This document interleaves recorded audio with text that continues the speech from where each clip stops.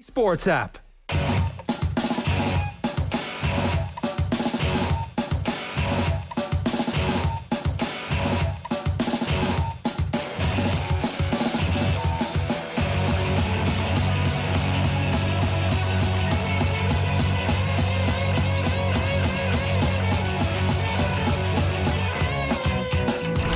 OTB AM. With Gillette, put your best face forward with our new and improved razors.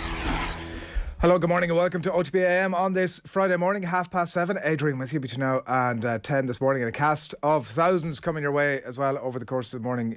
Really good stuff. It's a fascinating weekend of Heineken Champions Cup as well. Lots to get stuck into, and we'll do that a little bit later on. But we do want to, of course, hear from you over the course of today as well. So whatever thoughts that you might have, whether it is in relation to the rugby, Munster's very depleted squad, of course, or Leinster, who it seems against a pretty poor...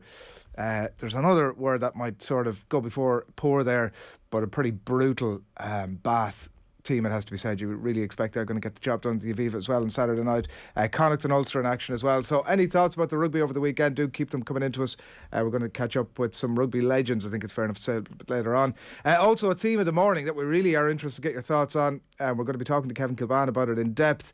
But Seamus Coleman, and whether or not the Everton and Ireland defender is underrated by the fans of his club. It was a concept that I was sort of a little bit surprised to see on a Twitter thread from an Everton fan about a week ago, and so we thought we'd follow up on it and just get inside the bones of it a little bit. And we did put it up on Twitter yesterday to see if anybody had any thoughts about it, to flag up that we were doing the piece. A couple of comments that have come in on the question of whether Seamus Coleman is underrated by Everton or not. Jags Mall on Twitter was saying, not by me, he gives us all in every game, and a thoroughly lovely person as well. That does seem to be a big part of the character of Seamus Coleman, that there's what he does on the pitch, and very much as a leader and as somebody who does a lot of charity work in the community as well.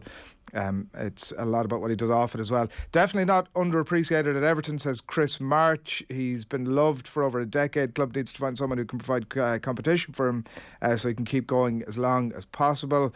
Not at all. Fans, says Paul Early, fans are just frustrated with him because he can't bomb up and down the wing like he used to, which is pretty natural at 33. The blame lies at Everton for not signing a good right back to help ease him into a rotation role as he gets older, like they did with Baines. By signing Digne. He's been asked to play every single game, says Paul, because there's no decent backup, and it's led to him being targeted by most teams and being exposed more, he says. If they sign a proper right back and play Coleman about 15 to 20 times instead of 40 games a season, you get more productivity out of him as well. And there's plenty more comments, and they all follow that similar sort of a theme. John Egan here as well. Good morning to you, John. I'm definitely on the Seamus Coleman Fan Club Executive Committee, not underappreciated by anyone with a brain. And I think that certainly when it comes to the Irish side of things, he is very much loved over here. It just feels like maybe there's a little bit of an absence of that on the Everton side, and it's maybe unusual for a guy who spent 12 years at the club, been a club captain over the last few years, as I said, done a lot of work in the community, and a real leader. If you listen to his interviews even over the last couple of weeks, like a real leader, definitely future management material as well. So we'll see how all that goes, and we are really interested to get your thoughts on it as well. So over the course of the morning, do keep those coming into us. It's 7:33, it's Friday morning, you're watching OTB AM, and we're delighted to be with you this morning with Gillette. Good morning. Start with Gillette. Put your best face forward with their new and improved razors. Here's a bit of a sense of what's coming up for you over the course of this morning between now and 10.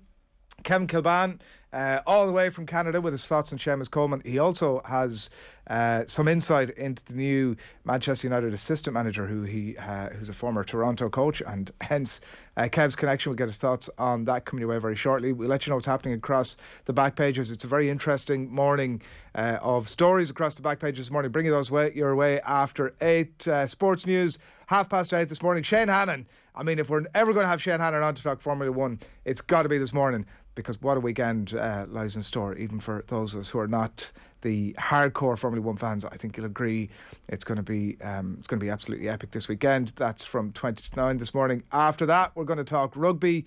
We have Alan Quinlan and Shane Byrne to pick over the detail of Munster's challenge, particularly this weekend.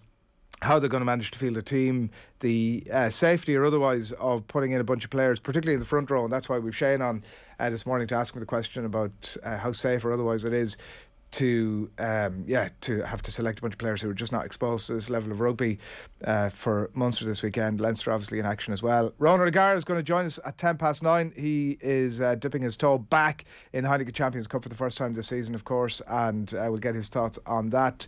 They are up against Glasgow Warriors on Sunday, La Rochelle, and it's been a rocky couple of weeks for them, and he's written pretty eloquently about it in the Examiner this morning, so I'm sure that'll be a really interesting conversation for you.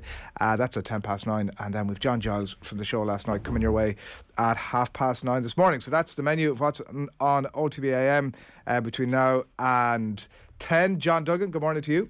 Not too bad. Adrian, how are you? Good, thanks. Yeah, we've just been picking through some of our comments there in relation to Seamus Coleman. We're going to talk to Kevin Kilbane about him in a bit more detail in a few minutes' time. But the idea just came our way last week from a Everton fan on Twitter who had posted a thread about Coleman and why it's not that he's not appreciated, but that he's not necessarily loved, even in the same way that the likes of a Leighton Baines might have been. And it was just sort of getting on the skin with that, and we'll talk to Kevin Kilbane about it in a minute. But it took me a bit by surprise, Jenny, I have to say, that I would have just assumed that as much as he's loved here, that it was the same over there. Seems not so much. Well, he's seen off Gilbert Sidibe and he's in the Everton team and he's the captain. I think the general issue with Everton is not Coleman or anybody else. It's the fact that they haven't won a trophy since 1995, and there's a huge amount of anger at the club in recent years. Like Farhad Moshiri, the owner, has put 500 million quid into Everton in the last few years, and the league positions have been 7th, 8th, 8th, 12th and 10th. They've just sacked their director of football. Rafa Benitez is in there now. They've had two managers that have ended up managing Real Madrid and Barcelona, and there just doesn't need to be any sign of a trophy on the way for Everton. So maybe Seamus Coleman, as the captain of the club, is caught into the middle of the mix of that discussion a bit. So I listened to him after the Arsenal game and I felt that it was just pure leadership. This guy is going to be a manager in 10 or 15 years. He's got it written all over him. Absolutely no question at all. And probably an Ireland manager. Is he a bit jetty? Is he a bit like... it's a bit of Dennis Irwin's about him at the minute, in that, like, look, Dennis Irwin isn't underappreciated. He's the most spoken about player as being underappreciated, which moves him up a notch as far as I'm concerned. But that element of Everton fans won't know what they're missing until he's gone. Don't it always seem to, you don't know what you got till it's gone. Something about parking lot. Was this a song? Yeah.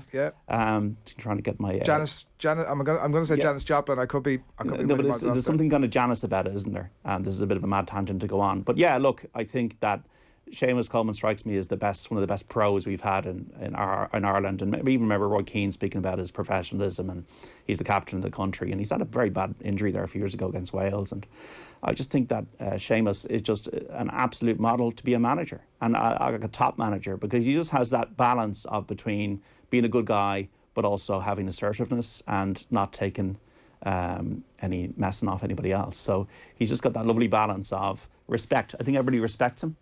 And I think that he's nailed on to be a really influential person in the game. When he retires, he's 33 now, and yes, just gone 33. Yeah, Seamus Coleman's going to be. He's got manager written all over him. Yeah, you can see the brown shoes, and you can see that great suit on the touchline in a few years' time. Slower Ride points out on YouTube. Joni Mitchell.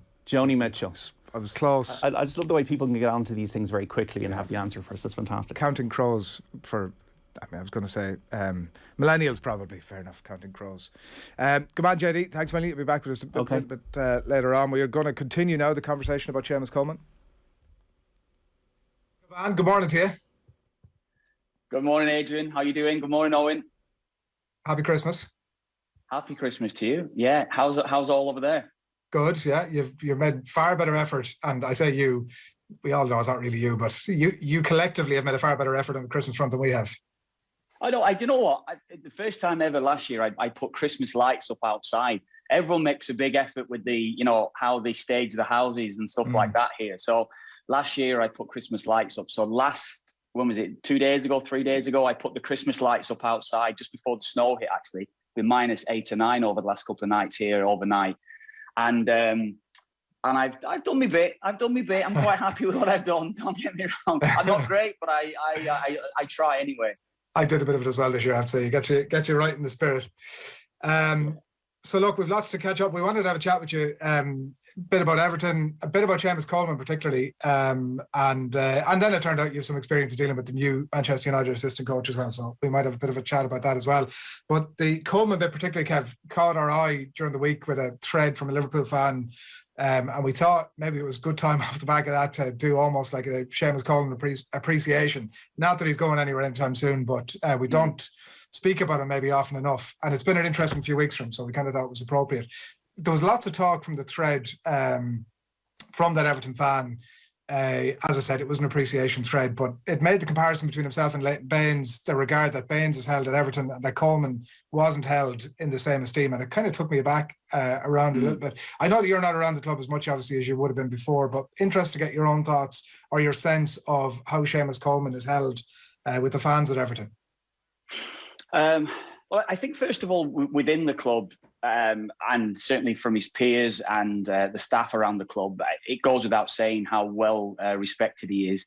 I still speak to one or two members of staff there, and they, hold him in such high regard just for the person that he is, genuinely. And that's the kind of guy that I would have known when he first came into the Ireland squad, and the player that he's grown into, but more the leader that he's grown into over the years, because he's had a number of setbacks. I think openly he spoke. I remember speaking to him. I did an interview with him probably 4, 5, maybe even 6 years ago now. And he spoke about when he went into Everton and technically how so far advanced even the youth team were ahead of him. And he felt as though he was way out of his depth when he was training with these players. But he kept finding a way to get better than them. He had the mentality to become better than a lot of the players day to day, even a lot of the players that were younger than him when he first signed from Sligo. So he found a way, and then he had that great move to Blackpool, that loan move that he had in getting promoted with them, and then he broke into the Everton team permanently after that. And I think, when you watch him, I think as a technical fullback, I'm talking about his passing ability. He certainly wouldn't be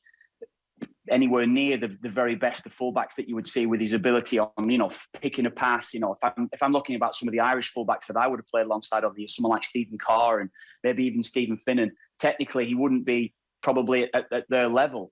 But he found a way to, I feel, to get the best out of himself. And then he had that raw pace, that raw energy that nobody could live with, his ability to get up and down the pitch to make sure that he would always be better than the man that he was going to be coming up against. So I think it's always the way with players when they get to a certain age that people forget very quickly about what you've done through your career, and maybe that 5 or 6 years, maybe between 22, I think it would have been 23 to 28, when he was on the verge of a move. I think we all accept that he was on the verge of a move to Everton.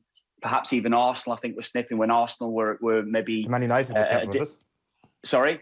Manchester United, I think, was it the...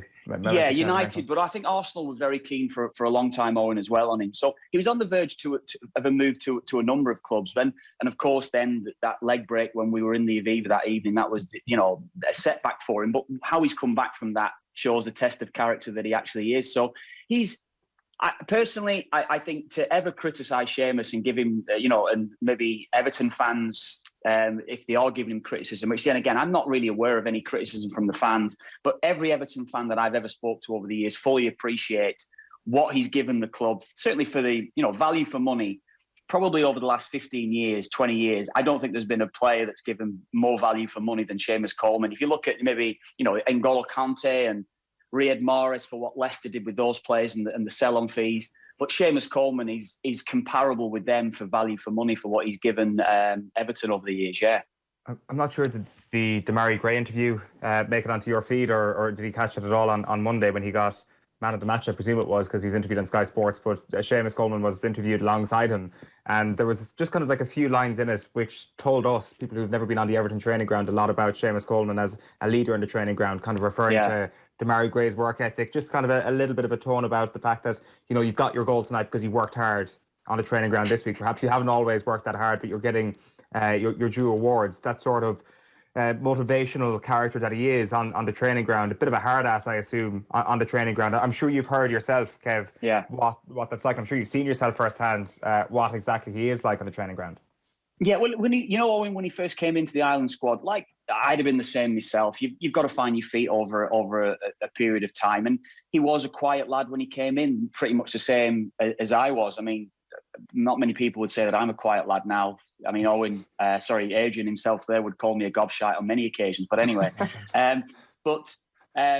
I think you've got to find your feet, and I think he did that. And I think that would maybe go back to something that he said, what I was saying before about his maybe ability on the training ground. I think he felt maybe within himself he was a little bit substandard technically, and he had to find a way. So I think how he found his feet was maybe within his voice, again, with the energy that he brought to training sessions.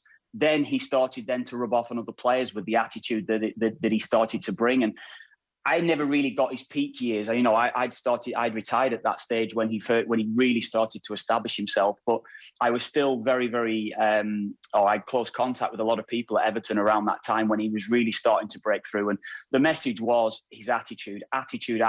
It stood out. You know, I think you're not going to make it as a player. You never would have made it as a player at any stage, really. Even maybe before my time, you never would have made it unless you've got an attitude or something about you. And Seamus clearly has brought that attitude, that work ethic, and that ability. I think we overlook his ability. Don't get me wrong. I'm talking about his technical ability before. I think that has improved no end over the course of his career, being around better players. I think the players that Everton have brought in have certainly brought him on. And he spoke as well, Seamus, about the influence of Tony Hibbert on him as well, because Seamus, when he first broke in at Everton and when he was playing at Blackpool, he was just a marauding player. He played a lot of the time as a right winger. I don't think David Moyes could trust him as a defensive player at times as well. And he relied on Tony Hibbert, or watched Tony Hibbert, who was just a steady Eddie fullback, sat in, knew his position and played the role well. And Seamus maybe adapted that type of game or that type of style to his game, and obviously his work ethic and the energy that he's got and his real forward running and those bursts that he got. That probably, I think he maybe brought the fullback role on a little bit as well with how he was playing for a number of years. And it was no exaggeration for me to say that you could quite conceivably have put him for about 3 seasons as the best right back in the Premier League. He could have easily done that. And you might have had arguments with people about other players, but he certainly would have been in the argument for 3 or 4 seasons as the Premier League best fullback. Absolutely would have been. Yeah, Moyes had said about him at the time that he was, he wasn't sure about his defensive thing, but he was such a positive player and he liked to get forward. Is there almost like, with that comment in mind, Kev, like he's only gone 33 and you assume that, you know, you're over the brow of the hill at that point, still some road to go, but you were over the brow of the hill. And in terms of that defensive bit of his game, how do you evaluate that? Because it might be something that he might need to get a bit more, you know, if he's to have a tail in his career, then that might be something he actually needs to rely on a little bit more. Yeah, I mean, he's obviously played as the right side of a 3 centre half as well. I think his maturity, that always comes on. I remember even when I was as an attacking type player going to fullback. I say type player, don't get me wrong. But when I went to fullback, it was totally different to me. At least Seamus has had the experience of playing there for long spells. And when he's maybe alongside Michael Keane, who plays on the inside of him, that little relationship that they've got, and the understanding of positions don't get too far away, you know, yardage between the guy that's on your inside, between the guy that's ahead of you. Rafa Benitez likes to play a little bit more conservative football. I think we know that. So the fullbacks, from what I've seen of Everton this season, even Luca Digne on the left-hand side getting forward has not had as much influence getting forward with his crosses, with maybe final third entries. Seamus Coleman absolutely isn't the player that he was 3 or 4 seasons ago. I think that's fair to say as well. So, and maybe under Benitez, he's the kind of manager that can have him tucked in as a fullback, know your role, know your position, back up rather than continuously running beyond.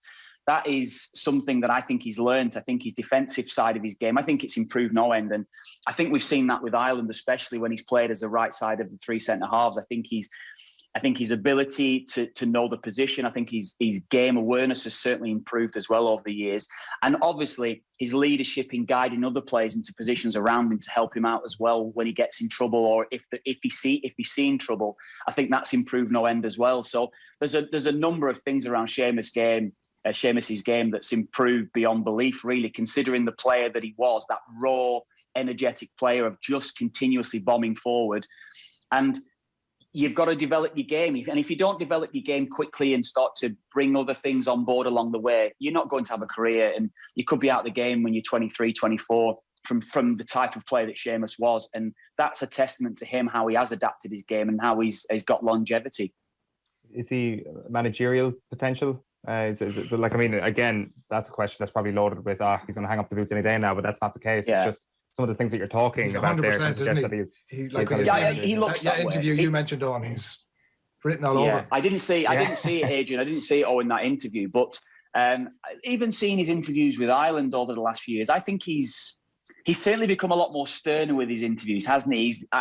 You'd maybe say less relaxed, but I think he's more observant of what he's saying. I think he knows exactly what he's saying. He knows there's a message that needs to be put out there at times. I think he's very clear and concise with his message when he's talking as well. So he's spoken about doing his coaching badges, perhaps even staying at Everton beyond his career. Everton have had Duncan Ferguson, Leon Osman, who's retired in recent seasons, who's been coaching the Leighton Baines, who you mentioned earlier as well. He's been around the club. So Everton do give opportunities to former players as well, certainly ones that have done very well for the club. So it wouldn't surprise me if he did. I remember, 6 or 7 years ago, he was talking about moving back to Donegal at one stage, wasn't he? So it looks unlikely. If he's going to have a career in the game, that's, of course, very unlikely that will happen, really, yeah.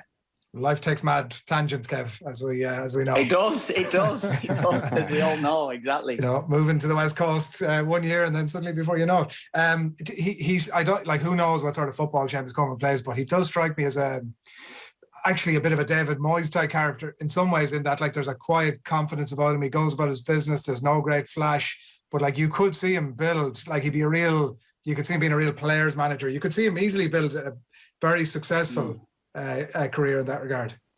Yeah, you know what, you talk about David Moyes, because David Moyes was my captain when I first came into Preston. I think he signed at Preston when he was 31, and he had done his coaching badges. I think he was fully qualified even when he signed as a player. He came in as our captain. I was only 16 at the time, I think, maybe even 15, 16.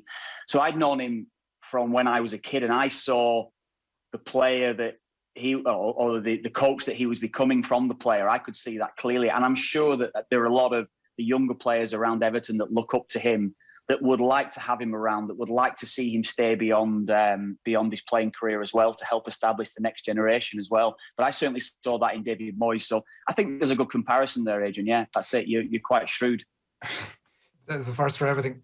Just on your point there earlier on, just about, you've totally thrown me now by giving me a compliment. This is like not what I was expecting at all. The point about, you said earlier on about him as not the player he was 3 or 4 years ago, which is fair enough, and like, there is that sort of brow of the hill aspect to it. But do you think, in terms of his future in football, like, is it possible that he, because of the influence he is around the ground, and maybe his powers are waning a small bit, but actually, no matter who's there as manager, and God knows, but as a club, that they'd want to keep him around because of that leadership bit with the younger players, that he could end up like one club, League of Ireland notwithstanding, but a one club man? Yeah, that's true. And it looks that way. That's going to be the case as well. It depends what he would want himself. He may even decide that he might want to go and play abroad, which that's a possibility. If he wants to stay in Everton, let's be honest now, let's be fair. He isn't finished, no matter what anyone would say about him. Yes, when he made the mistake in the derby, I'm not being funny, he made the mistake in the derby, but look at the ball that was played back to him. I don't think anyone's even highlighted that. Yeah. It was a joke of a ball bouncing up round his neck. He's had to try and control it with his feet. Exactly. So let's be fair. Yes, it was a mistake, and maybe he should have done something else with it, and he would have done something else with it 99 times out of 100. But when people make mistakes and they're maybe not contributing in a way that in which they once were, then little vulnerabilities are kind of highlighted, and maybe parts of the game that has been on the way and he's highlighted a lot more. But I think he's still got a lot to give. I think you can see him, as I was speaking before, his overall game has improved immensely. Leadership, yes. But he's not just there because he's a good lad. He's not just there because he's the player that you can rely on to do the job. He's there because he's a good player. Let's be fair, he's still a good player. I've spoken about him, when there was talk of Matt Doherty replacing him at right back when we were playing with the back four at that time. I was having none of it because he was still our best player, and he proved that he was our best player for such a long time. And that has been proved the case now over the last maybe 10 games under Stephen Kenny with his performances. I've been so impressed with how he's played, whether he's played at wing back, whether he's played in the back three, or even whatever position he's played. Seamus Coleman has been outstanding. So when mistakes are made, we start to look, is he finished? Is he this? Is he that? Whatever. And we're always looking at the next player that's coming through. And that's just the nature of the game. We understand that. We all know the way that it works. So if he is going to go into coaching, I would like him to stay at Everton, because I think he still has got a lot to give at that club. But he's still got another couple of seasons left in him, I feel. And even if he's not going to play every week and he's not going to play 38 Premier League games a season, he could still play 15, 20 games. And even coming off the bench to see games through and contribute to that club, he could still do that easily. And that is something that's overlooked with players as well, because we're constantly thinking about the next thing, when realistically you've got a good thing there right now. Stick with him, because he's still going to be around for a number of years, and he could still help out immeasurably with those next players that's coming through on the training ground. Like, even from an Ireland point of view, he could be tempted. I know you're talking about, like, maybe move abroad, whatever it might be, or take a step down. But even from an Ireland point of view, he might be tempted to stay, because, like, it doesn't really matter from an Ireland point of view if he's starting or not. Like, ideally, great, but if he's playing a few games, there's still room for him in that team.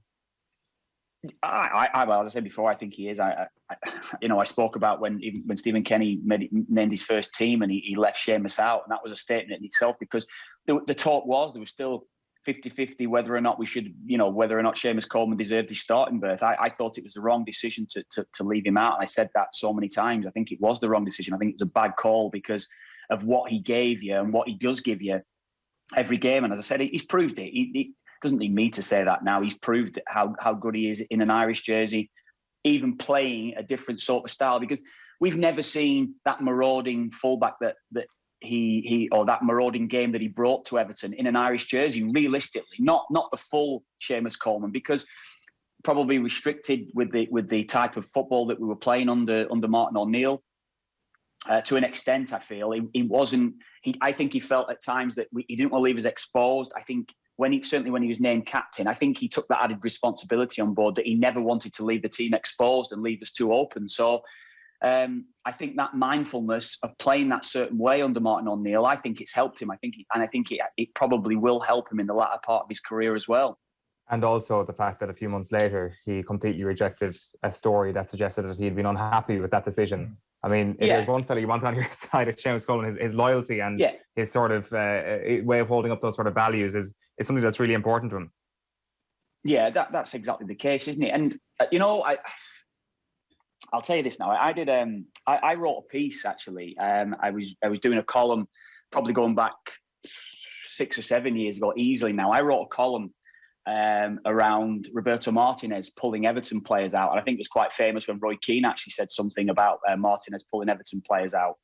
So I wrote about Everton pulling players out, and Seamus Coleman and James McCarthy weren't involved in an Ireland game. Yet I think Seamus and James, definitely Seamus was anyway, was involved in the game at the weekend after the Ireland game. And I said sometimes, the priority might be the Ireland game. And I used to feel that at times as well, that you've got to go and push a manager when you're feeling a knock or you've had a slight injury.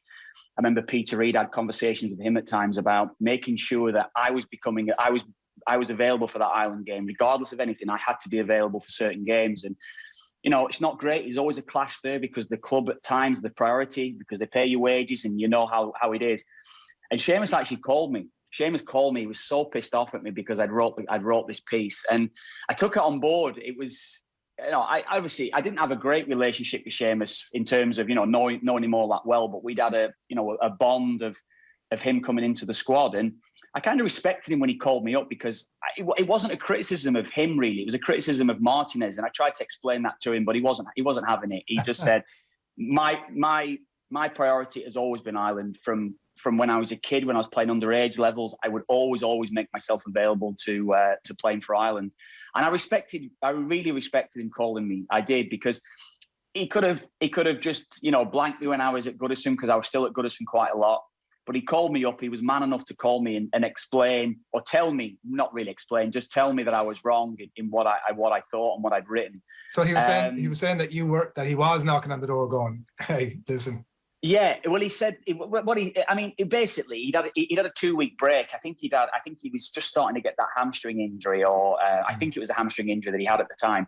So Everton didn't release him to go and play for Ireland. He then played for Everton at the weekend after the midweek international games. I think it was a qualifier. I think it actually was. And I just written, look, sometimes players have got to realise that playing for your country is more important than anything else. And if you can play for your club side 3 or 4 days later, then you should be playing for your international side. And I understand that it's the manager that's pulling you out. And he was pissed at me anyway. He was pissed, let's just say that. And but we had a conversation, and I stood by it. I said to him, look, I stand by what I've said, but I understand what you're saying. I do understand what you're saying. But yeah, we had a nice conversation. It was good. I'll take it on board. I can only imagine his reaction at the end of that. Thanks for the call, James. Yes, I'll take that on board for the next time. We leave it on Coleman now, but like the longevity, the captaincy, the appearances, like is over 300, nearly 350 appearances at the club, 12 years and counting, the captaincy, the leadership, the fact that he turned out the loyalty, like he's statue outside the ground material, this guy. It just to bring it full circle almost. I know it's not that he's not appreciated, I don't think, but equally not as loved as maybe he should be. Maybe not as loved as he probably once was. I think that's fair to say, because I remember certainly when I was going to Goodison through his brilliant years, and I think it's easy to overlook how I think it's the best football I'd seen Everton play when I think it was Moyes' last season there at Everton, certainly his last couple of seasons, where down the left-hand side they had Baines and Pienaar, down the right-hand side they had Morales at times, Morales was hit and miss, don't get me wrong, but Coleman was at right back, and he had players that were complementing him. The style that they were playing was so good to watch, getting into wide areas, loads of crosses that suited Coleman's game. So I don't know where I'm going there on this actually now, Adrian, but I think that Kevin Kilbane calls for a statue of Seamus Coleman. But I think what I was going to say was, I think it's easy to overlook how good he actually was when we're looking forward and we're going, look, he's not the player that he once was. He's got to be replaced, because as I said before, clearly he's not the player that he was. But Everton are playing a different style now. Don't get me wrong. Benitez, he's come in, he needs time to adapt. But Everton are not playing the same style that they were playing maybe under Moyes, certainly under Martinez, when Coleman was thriving under Martinez, because it was just gung-ho. It was just go and get forward. And he was scoring goals, Coleman. Used to see him regularly arriving on the 6-yard box at times, Coleman, from opposite crosses. So whether it was Baines or Pienaar, whoever it was crossing, it would be invariably Coleman arriving on the 6-yard box to score, or certainly to keep the ball alive. So he's done remarkable. He has, given the fee that Everton paid for him and what he's gone on to achieve. Yeah, I agree what you're saying there. If he is a one-club man, I don't know how many games he's played now. He's probably over 400 games for the club. It's just been remarkable. His career has been remarkable for what he's done. Yeah, absolutely has. He's about 350 or thereabouts, but headed certainly in that direction, and loved obviously over this side of the water as well. Come here, we did want to chat to you a little bit about the new appointment at United during the week. The other one, the assistant manager, former MLS midfielder, a winner with an infectious positivity was one quote that jumped out at me from The Athletic during the week. Chris Armas, and you'd have had lots of conversations with him during his, what I think was a pretty short stint, was it, at Toronto? Yeah, he came into Toronto. He was at New York Red Bulls. He's from the Red Bull philosophy. I think everyone will be familiar with Leipzig and obviously Salzburg, but New York here, it's a pathway and a certain style of football that they like to play. So very attack-minded, very high press that Rangnick is trying to adopt, that I've heard you guys talking about over the last few weeks. So there is that relationship from Red Bull, and I'm sure that's why he's bringing him in. But no, it didn't go well here when he tried to adopt that style. I mean, he had Josie Altidore over here, and I think everyone's familiar with Josie Altidore. He's trying to play a high press with Josie Altidore. You've got no chance, have you? Let's be honest. So the game in the MLS, I mean, I was having a message, or trying to message you yesterday, is designed around the designated players here. It's quite complicated how players can be bought and sold here and brought in. Players need to be moved. If you're not one of the designated players, you've got to fit into the salary cap. So the game is designed around them, and he was trying to adapt a style here at Toronto FC that didn't suit the designated players. Alejandro Pozuelo, who was at Swansea, he didn't go quite well at Swansea, but he'd be one of the main players in the MLS over the last 3 or 4 seasons. He's not really a player that likes to go and adopt a high press. Josie Altidore, as I was saying, everyone's familiar with him from Sunderland and Hull. I actually played with him at Hull. And these are the players that you've got to build your team around. That's what Greg. That's what the manager before him, had in place. He had a team and a style of football that suited his designated players. Whereas Chris Armas came in at the start of last season, now as it was, and he tried to adopt this style, and it just didn't work. They were a disaster. I think it was the worst defeat in the history of the franchise. The franchise has only been there for 15 years, but they lost 7 or 8-0, I think it was. 7-0 to DC United, yeah. 7-0 to DC United, that's right, and he was fired. So he didn't have a great reputation, certainly in Toronto here, but certainly within Red Bull and within their structure, he does have a good reputation for trying to adapt this sort of style that Rangnick will start to adapt over the next few weeks and months ahead of us. Makes him an ideal fit for United, doesn't it? He's trying to put a system in place that the players aren't having. Well, it seems a risk. It does seem risky to me, given how wrong or how horribly it went for him here in Toronto, because it didn't go well at all for him. It really didn't, and I think his reputation certainly took a huge hit here. It took a massive dent, and I think he'd have struggled to get another MLS job. I probably believe that. So for him to get the head coaching job at United, that's one of the biggest coaching jobs in the world, as we know. I think he certainly fell on his feet from the position that he was maybe 4 or 5 months ago. That's incredible. We're out of time. Really enjoyed that. And appreciation to Seamus Coleman. I think we can officially call it that. Thanks, guys. But great to speak to you. I still listen. Yeah.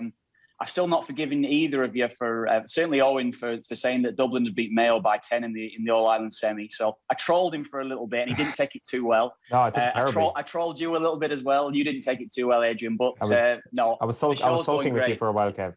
Yeah, you were. You didn't like being trolled. You troll everybody else, Eoin, but you don't like being trolled yourself. Things are looking so good for Mayo for next year, Kevin. I'm sure we'll be. I'm sure it'll be all good next year. We'll see. Yeah, we'll see. Jesus, good man. Listen, happy Christmas. Thanks, many for taking the call. Happy Christmas to you all. Thanks very much. Cheers, lads. Cheers. Take care, Kev. OTB AM.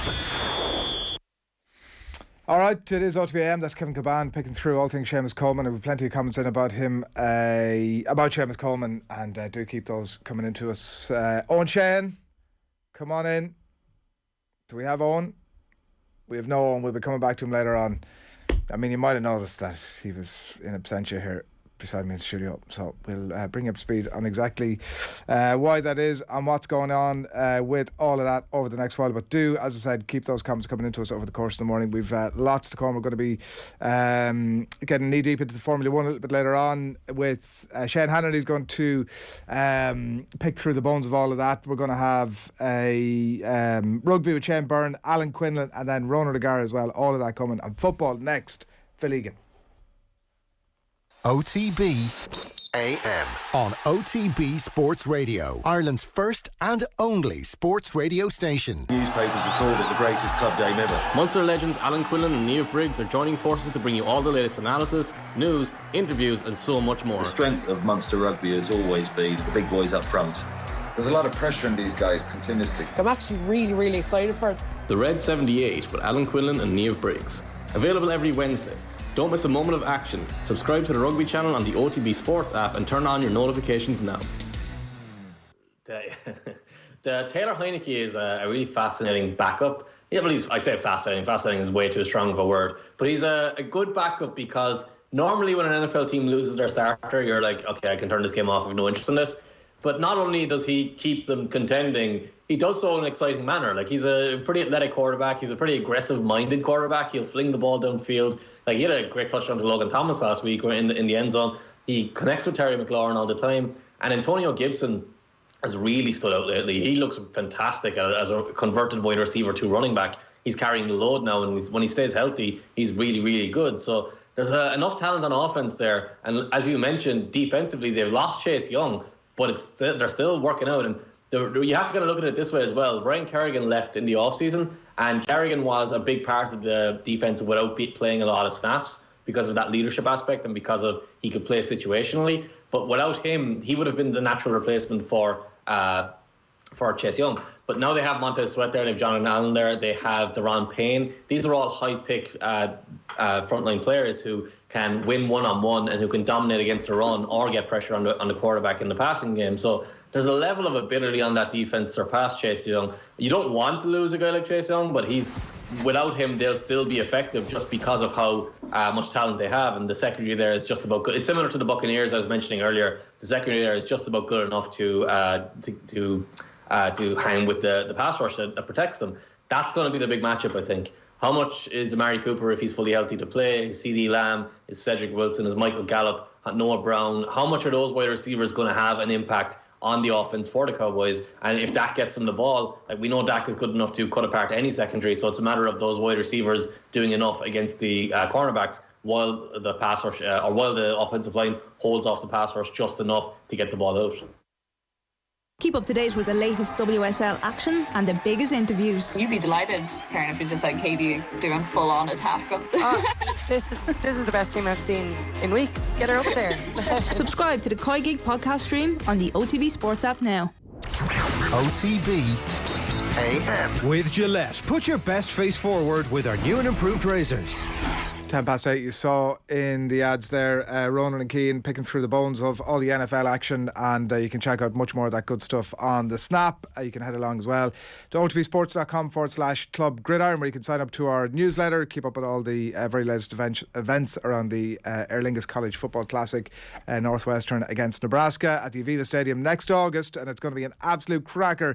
If you haven't got your Christmas presents sorted, then that is definitely the way to go. You can go to collegefootballireland.com as well to check out more details on all of that. You are watching OTB AM. We're brought to you by Gillette. Good morning. Start with Gillette. Put your best face forward with the new and improved razors. Eoin Sheahan, I'll keep it nice, and let's not shout at the man, Phil. Eoin, good morning to you. Thank you for not shouting at the man. That's a pretty polite way to go. I see a lot of people have been getting in touch this morning to see if I've just been getting the quiz questions ready. In fact, I'm actually on protest because Ronan O'Gara is replacing the quiz this morning, so that's why I'm only hopping on now. How are you feeling? Are you all right? Oh, fine, yeah. I just want to say sorry. What happened to you? I slept in. I'm not gonna lie to you and Phil. The Christmas season has begun. Is that what we're saying? Not at all. I know that you were enjoying the Christmas season last night, and maybe I just wanted to be Adrian Barry last night, and.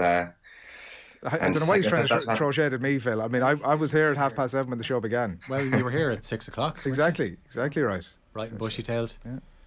6 o'clock. That's actually half an hour earlier than Adrian does usually get in on a Friday morning. To be fair, Phil is exaggerating there, but let's not get too carried away with that. What was it? Mick McCarthy said to Roy Keane. What was it? First trip? Was it first match? Disgrace. Yeah. Was that the comment? And then Roy replied back, first touch, disgrace. I think that would be an equally fair exchange here.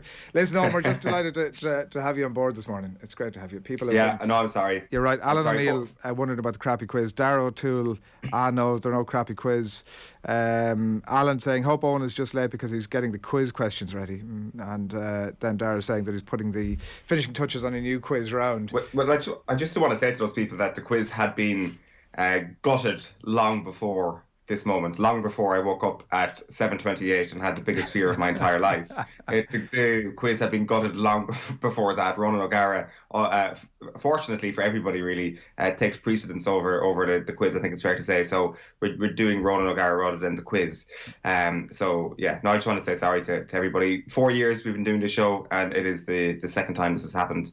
It's not a record I'm proud of. It's a trend, is what you're saying. It's a trend, yeah. It's not a record I'm proud of. We do have plenty to come and look, Ronan O'Gara's in. It's a legitimate swap out, legitimate late substitution. We've loads to get through. And Phil, maybe some of the football last night. Leicester's exit, the headline, I guess. Yeah, absolutely. And I suppose the thing that's making all the headlines this morning is Brendan Rodgers' comments about not knowing what the Europa Conference League is, but he will know all about it. He's not alone, to be fair. I don't really buy it though. Of course he knows what it is. Surely he knows the permutations going into the final round of games last night, that it was between themselves. Well, actually all four teams could qualify. Now, Leicester nearly got out of jail when Legia Warsaw were awarded that penalty in injury time, but it was missed, and it's into the Europa Conference League. And it's not even... they've kind of changed things up, obviously bringing in this third competition where you look at even West Ham won their group, so they go into the last 16 of the Europa League. But if you finish second in the Europa League, you go into the last 32 and you play a playoff against a team that's dropped from the Champions League. So winning your group is important, and it obviously you've a less games to play then as well. But the worrying signs for Leicester, again, they're conceding too many goals. This is a pattern we see with Brendan Rodgers teams where, you know, they're easy on the eye, but they can be got at too easy, and they conceded 3 goals. Now, they did well to recover from going 2-0 down. You didn't really know what kind of team he was going to be able to pick, because we knew there was COVID cases in the camp and injuries. But then when you saw starting 11, you thought, yeah, that team is like, that's a pretty good team. Tielemans was back in, Vardy started up front, so there was no excuses there. But they were 2-0 down after a few minutes. They got it back to 2-2.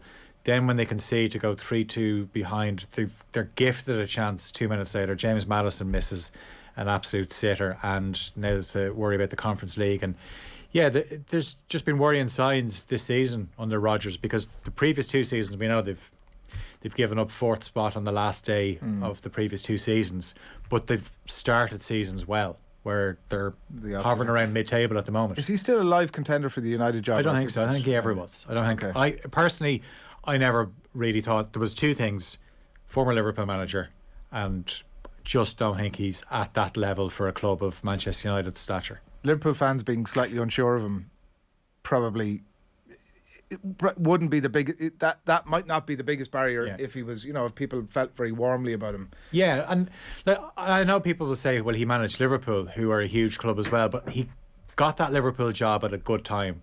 Like, Liverpool were in a far worse situation than Manchester United are in now. I have to say, I've always felt slightly cynical about his time at Liverpool, in that he always says, I was really good for Suarez and Suarez was really good for me. And I would have always viewed it that, like, I mean, you know, a lot of people could have done that job and Suarez might have got you over the line.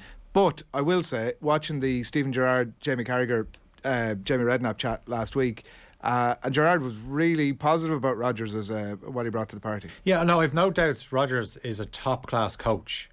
And there's so many of those types of managers that I'd say their training sessions are brilliant, and I'd say he mixes it up, and then it's just trying to keep the dressing room interested, where after a while what he's saying is going into the players' heads. And at the moment the suggestions are that things have kind of got to the stage at Leicester now where they're probably as good as they've gone as far as they can, maybe under Rodgers, where they're never going to win a league title again. That was an unbelievable season under Ranieri. The best they can do is hope to break into the top 4. But saying that, he won the FA Cup with them last season, which is a day Leicester fans will never forget. But they're a nice club. They're well run. They play nice football. They have some really good players that they sign for, you know, in the guts of, say, 20 or 30 million. Then they move them on for sometimes double the price, and it's just rinse and repeat. But you know, they're a very well run club. I don't think Leicester fans are going to be calling for Brendan Rodgers to go, because I said they turn up on their day. They can beat the best teams, and you know, we saw them dismantle Manchester United in impressive fashion earlier this season. So yeah, I don't think he's under any pressure, but the real worry as well is his European record is dreadful. Like you mentioned Suarez, so he obviously got to the Champions League with Liverpool that season off the back of the 2nd place finish, and then the following season they weren't very good in the Champions League, and Liverpool fans will always remember that team that he put out at the Bernabeu, where he left all the lads on the bench. Phil, it does seem that, like, you've been consistent on Rodgers. In fairness, I know that even during his peak you said that maybe he wouldn't be the right fit for one of those top clubs, but it does seem that the narrative has shifted to kind of suit Leicester's bad form over the last couple of weeks. That like, I remember not long ago that people were saying, would Rodgers even take the United job? Would he even want to leave his Leicester City job? Whereas now we're saying, is he potentially a manager under threat? I think he's probably the epitome of the sense that managers are always fluctuating in terms of their own stock, the reputation and the stock associated with their reputation. And it just seems that at the moment he's just on a bit of a down curve, and in a while he will be flavour of the month once again. Yeah, and when he's flavour of the month, he is usually no problem in telling you that he's flavour of the month. And I think back to game at Ellen Road last season, where there was a lot of talk about Bielsa before the game, and Leicester won 4-1, and Rodgers was quick to praise himself and British coaches that they don't get enough credit, although saying that last night he was asked did he want an umbrella, and he was I heard saying that he's Irish, so right. Which look, he's from Northern Ireland. Steve McLaren has ruined umbrellas for everybody. Absolutely, but in terms of Rodgers, what I would say is they're missing Fofana big time in defence because they don't have that pace. The amount of times Napoli got in behind them, just even the second goal, the first goal that Elmas scored last night, Ryan Bertrand played them on, and they don't have that same cohesive defensive unit that they had last season. When you see Brendan Rodgers trying three at the back, usually you know that things are not going too well for him.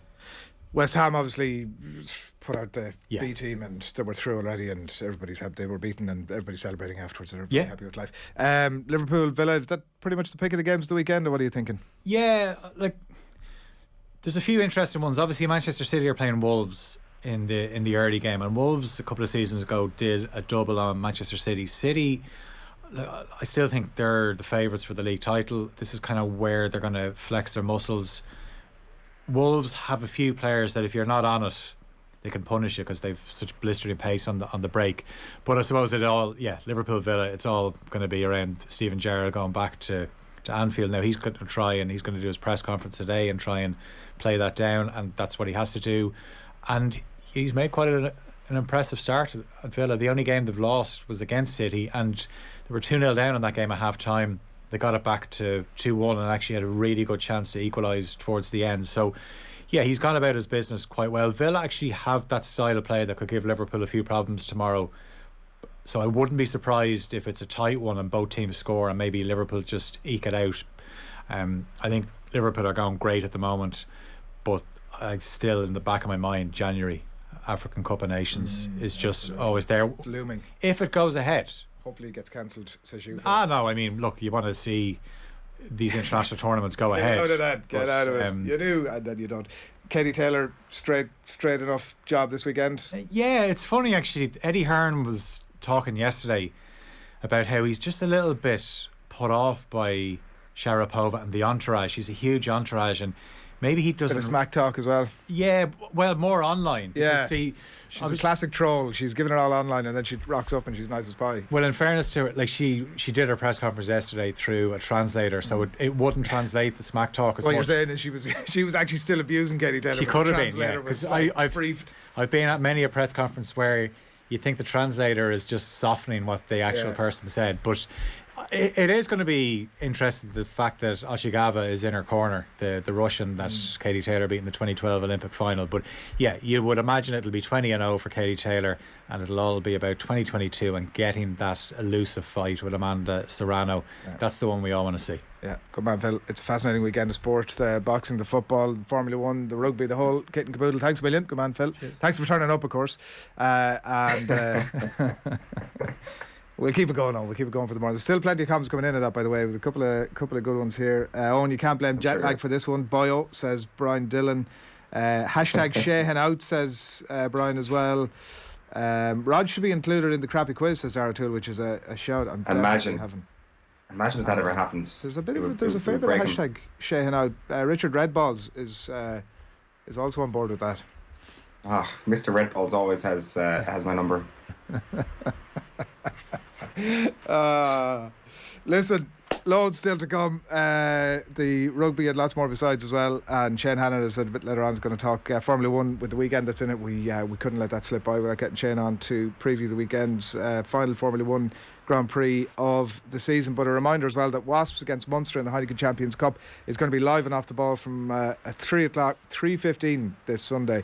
Eoin has been doing some good work this week. When he turned up a little earlier in the week, he caught up with Ronan O'Gara, John O'Gibbs, Leo Cullen, Rob Baxter and more to build up to the weekend. They were asked here about the non-rugby person that inspired them during their career. Take a look.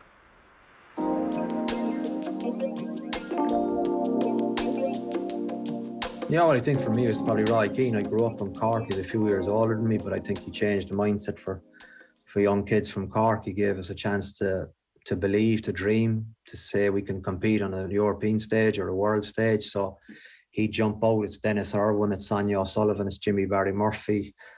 You understand that, I suppose, they're all local, but there was huge pride in it.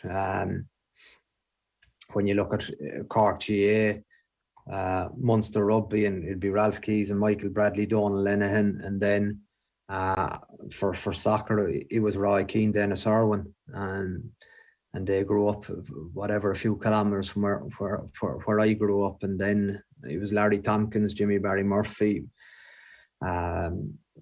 plenty of brilliant Gaelic footballers. Oh, I'd have to be my father, although he played the game of footy. And there's others too, like, we do a little thing here called Highlights, Heroes and Hardships, and most of our blokes, their father or their mothers is their hero.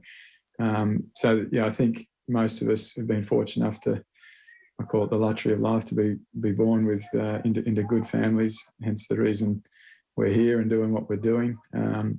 But away from that, I think that, there's so much you can learn from other sports people too, whether that's, whether they're football coaches, whether they're Formula One coaches, whether they're AFL coaches, and then even great politicians and great actors. So, I try and stretch my level of knowledge and learning across all of those spectrums, because there's so many brilliant people out there and you can learn little bits from all of them. So, I'll call out my dad, but there'd be so many others that have given me little tidbits along the way. Oh, there's lots of people, like, all my family primarily would have had a huge influence on me. Obviously rugby coaches, but if you were going outside rugby, I remember Porrick Harrington coming in to speak to us as an Irish team in 2009, when I was just it was actually 2008, before they won the Grand Slam in 2009. It was the November 2008, and I remember struggling with Leinster, and it was just one of those penny drop moments with what he was saying and some of the thoughts that he was having, and they kind of, having listened to him and he was at the top of his game, it kind of made me realise that it's not always a smooth path, and it can be different for people to get to where they want, and I think he's had a different an influence on me just by watching him and listening to him. And then I met him a couple of years ago as well. Had a coffee with him when, again, I was struggling with something, and he was excellent. So he's been brilliant for me. The man who's on the book behind you, Muhammad Ali, was a big influence in my career. Mike Tyson, a big fan, mostly boxers, to be honest, mate. I quite like the, because it's an individual sport, obviously all the backstory, you get a lot of content about them, and it's obviously all very well documented. But yeah, one of those two are the biggest influence on my career, definitely, hands down. Looking behind your shoulder there, you got the University of Notre Dame. I think someone's books there I read pretty early on. Coaching was Lou Holtz, who's a pretty historic coach at Notre Dame football. And, I think for me, for my coaching career, I really enjoyed his philosophy around things and getting things right, doing right, all that sort of stuff. So I think he had a bit of an immediate impact on me. From a coaching point of view, probably in recent years, it's probably taken the best of some coaches that are out there. Watching the Dublin environment, I think has been very, very strong, and the coaching setup that they've had there.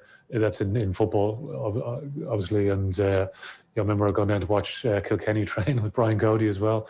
And just could try to get an understanding of what the spirit and culture of those teams are. So yeah, that's probably the two teams that jump out at me. Probably especially as you become a coach, I think probably you do start to look particularly at some of the coaches, and this is probably I've done it more in the last 3 or 4 years, those longer term coaches. So I do a fair bit of reading and watch a fair bit of American football, just because so much of it is about coaching. There's almost as many coaches as there is players at times, and so those guys who, and obviously they have some of the challenges we have, right, working around salary caps and refreshing teams and how you maximise that. So some of the American, I've read a lot of stuff around Bill Belichick and guys like that at the Patriots, and I think that is probably that. It's probably that variety of looking at some of those guys who've had that bit of longevity as coaches is probably the thing I've spent the most time looking at. I wouldn't really say there's been a individual sportsman who I kind of ever latched onto so much.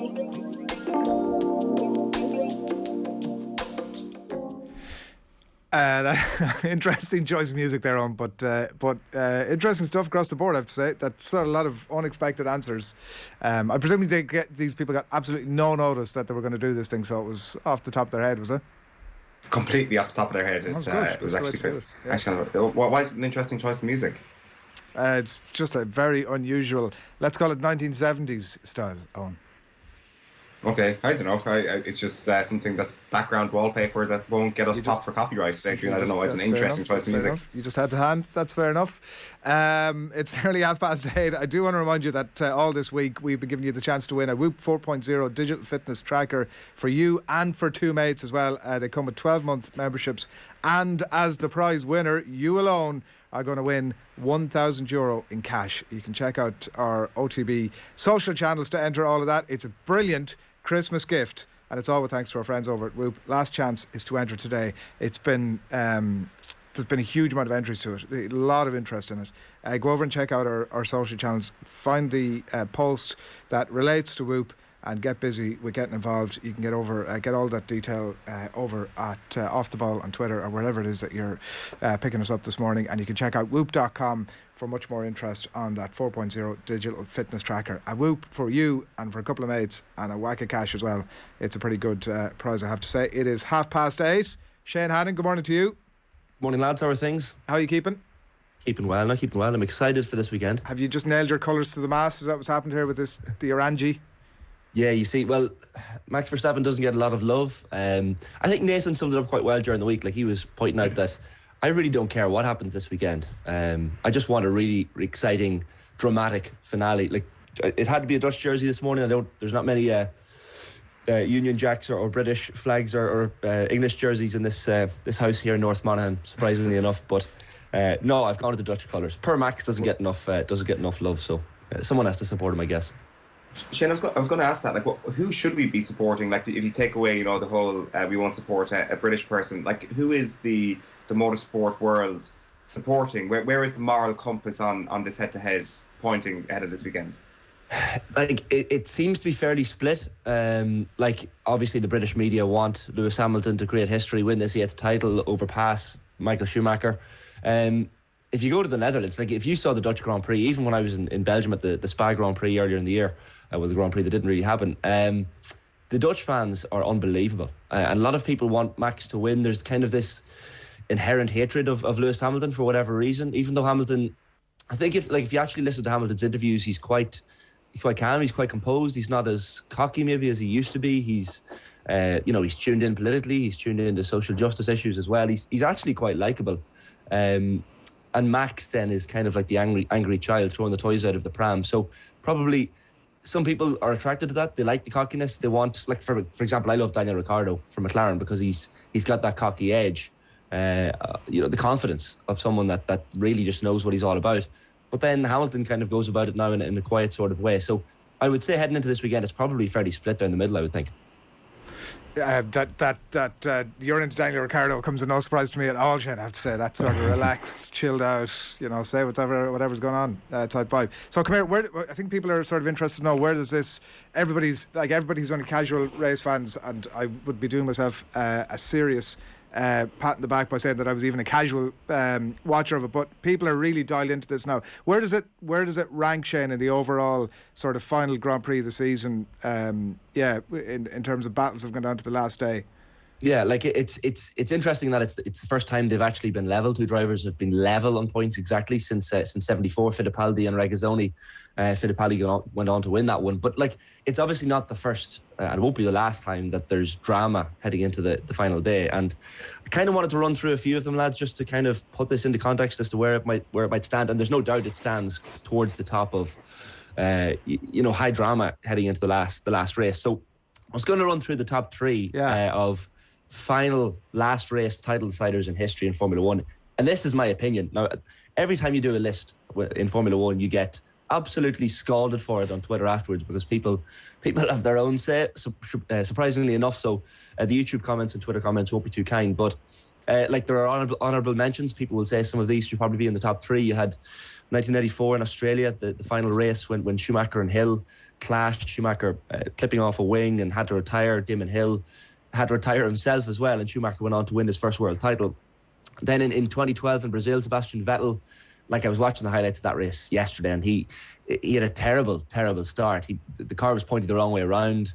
A few corners in, he was facing the wrong way. He was at the back of the grid.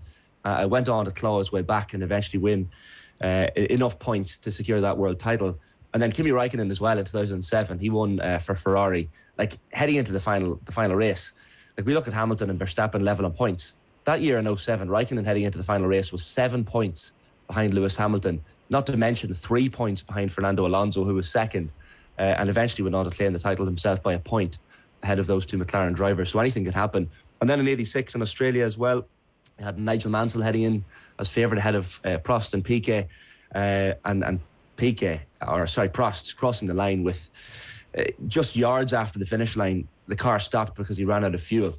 So close it was, and ended up winning the world title by a 2-point margin. But the top three for me, lads, and look, this is in no real particular order because, again, I'm going to get absolutely slaughtered on social media for no matter what choices I make here. But for anyone who's seen the film Rush, and it's on Netflix, I think, by the way, as well, you couldn't make it up. Hollywood couldn't really make it up. Niki Lauda and James Hunt's rivalry is just iconic.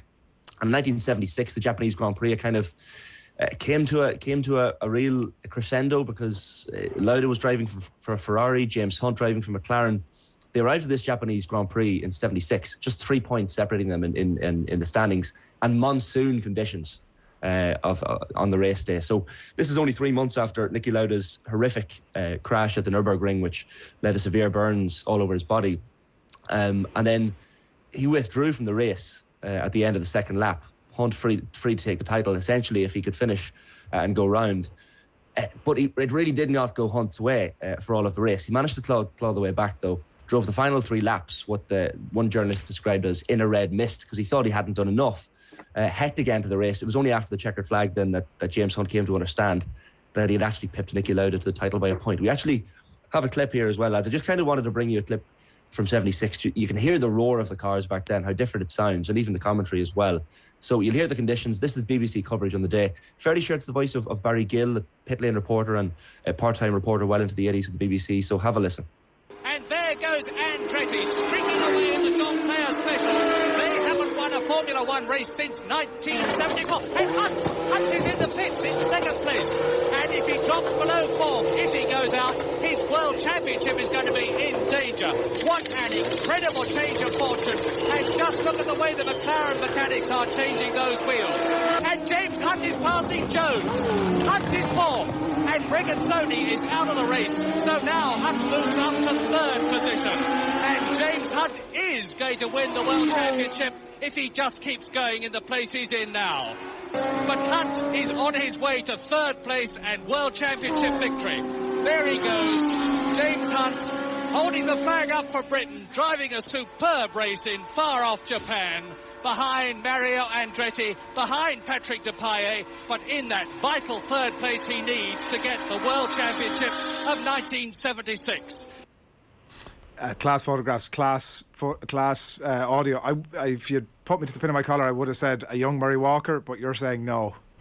No, it could be Murray Walker. Sorry, no. Barry Gill often did the pit lane commentary as well. As soon as I heard the voice there, it actually sounds like the tones of Murray Walker. So it probably is him. Apologies to Murray Walker. But class footage, class commentary. It really places you right back there. You're going with Schumacher Villeneuve for. Let's give it an order here, Shane. It's number 2. Right, let's go for it. Yeah, look. I pinned my colours to the mast. Number 2, Schumacher Villeneuve, the European Grand Prix at Jerez in Spain in 1987, and this one has been discussed quite often in the build-up to Verstappen and Hamilton this weekend, lads, because they collided, and it's fair to say they collided on purpose because Schumacher ends up missing out on the 1987 world title.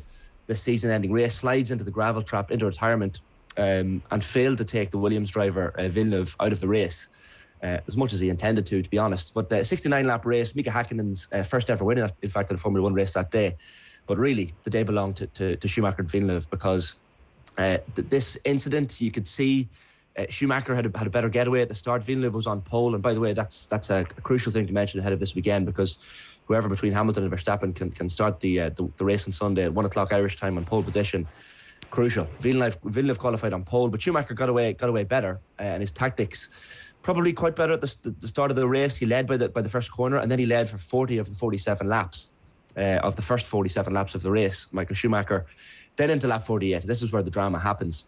Villeneuve, less than a second behind Schumacher. He kind of partway through the lap attempts to overtake Michael Schumacher. This sharp, dry sack corner. I don't know who named that corner, but anyway, we'll give them some kudos for that.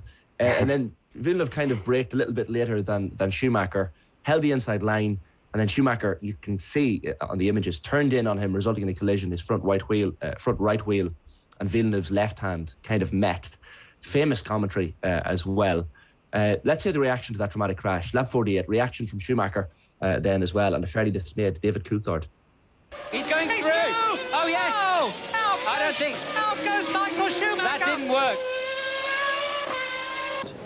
I wouldn't have made the corner, and he wouldn't have made the corner. So he used me a little bit as a braking on top. But, well, as I said before, I probably wouldn't have done anything different. Although the act was apparently deliberate, it was instinctive and it was not premeditated. World Council has given careful thought to banning Michael Schumacher for 1998, but has concluded that to do so would be futile because there is no driver competing in 1998 who would not be ready to accept a ban in 1999 if he could win the championship in 1998. It would not be a deterrent in any sense. They're a law unto themselves. They made the decision, and who knows whether Michael's learned his lesson. We'll find out next season. Yeah, the more things change, the more things stay the same. And then we're coming right up to the modern era with our next one, Hamilton against Felipe Massa, who is a name you sort of tend to forget, but actually was probably unfortunate enough maybe not to win an OHN.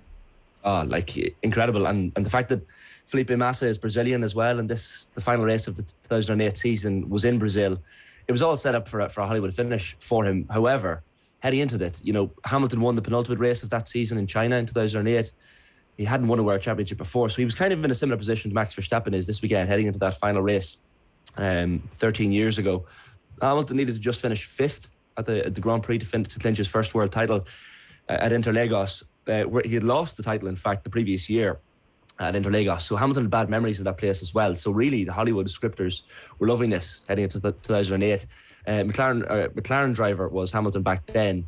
Massa was his greatest rival. Kind of scurried away at the front, pole position, very straightforward Grand Prix victory for him. So he did his part of the work, and that meant that Hamilton needed that fifth place finish, which on paper sounded like it was going to be easy heading into the final race, but there was a late rain shower in the race, which just caused absolute mayhem. And then the Toyota of Timo Glock took the gamble of trying to make it to the end on dry tyres. That demoted Hamilton down to fifth. That became sixth then, quite late on, as the McLaren grip on Inters didn't really work out. Sebastian Vettel then overtaking and pulling away from Hamilton with just over 3 laps remaining. So all seemed lost as Massa crossed the line. Hamilton sitting in sixth.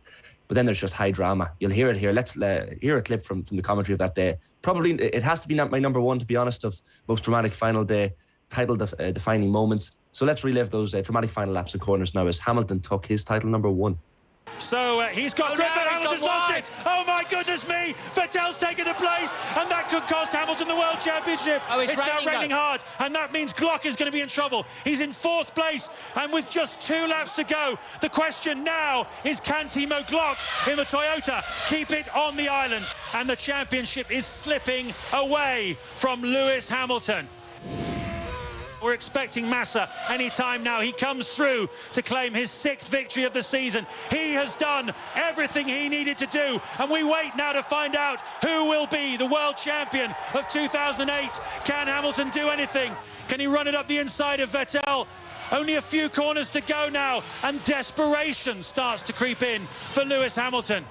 Raikkonen's 3rd, and is that Glock? Is that Glock going slowly? It is. It's Glock. Oh my goodness me! Hamilton's back in position again. 100,000 local hearts sink in the grandstands. It's handed the place back to Hamilton. He comes through, and if I'm absolutely right, I'm sure that he is going to claim 5th place, which is all he needs to do to become the 2008 Formula 1 world champion, Lewis Hamilton. And you will Well, the Ferrari boys are celebrating, but they both think they've won, but Ferrari are wrong. Ferrari are wrong. They're absolutely wrong. Hamilton's finished fifth. You will never see a more dramatic conclusion to any motor race, let alone a Grand Prix, than that. And the result of it all is that Lewis Hamilton is the world champion. Unbelievable.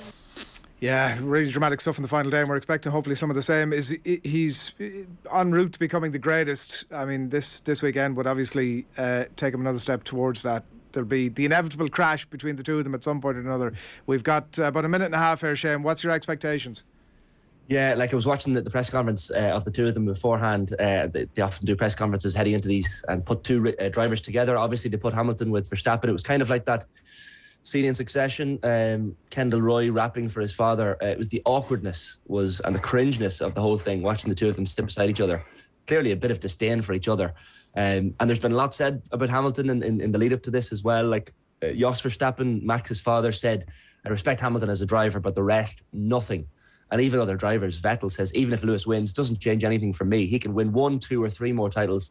Michael Schumacher remains the greatest for me. Now, Vettel's German, so probably slightly biased in that regard. And Alonso as well, backing Max, says he's Mercedes deserves the Constructors' Championship, but Max deserves the Drivers' Championship. So, look, it's going to be fascinating, lads. Like, whether or not they crash into each other, it's probably going to happen. The FIA have said the drivers will be punished, that they actually can be docked points if that happens. So I really just don't want it to end in the stewards' room after the race. We want it to end on the track in Abu Dhabi on Sunday afternoon. It's going to be a classic. As to what way it's going to go, like, momentum has to play a part here. We have to remember Lewis Hamilton has won the last 3 races when the chips were down, when he had to win, really, to go into this last race all square. They've had wheel-to-wheel clashes all year, in Imola, Portugal, Spain. There's different themes even in Silverstone as well, and in Monza, famous clashes between the two. Like, listening to Maurice Hamilton chatting with Nathan last night on the show, and he was talking about the fact that Lewis maybe favours this track more. Like, if you look at the records in Abu Dhabi in previous years, like Lewis has come second since 2015, second, first, and last year third. Now, last year was the outlier because Max Verstappen won in Abu Dhabi last year, so he has priors in this track. But look, I'm honestly going to say, I really want it to end. Look, we're all watching on with this kind of rubbernecking vibe. We all want them maybe to clash at some point. Neutrals really want this to happen. I think Lewis Hamilton's going to do it. I think the momentum is with him.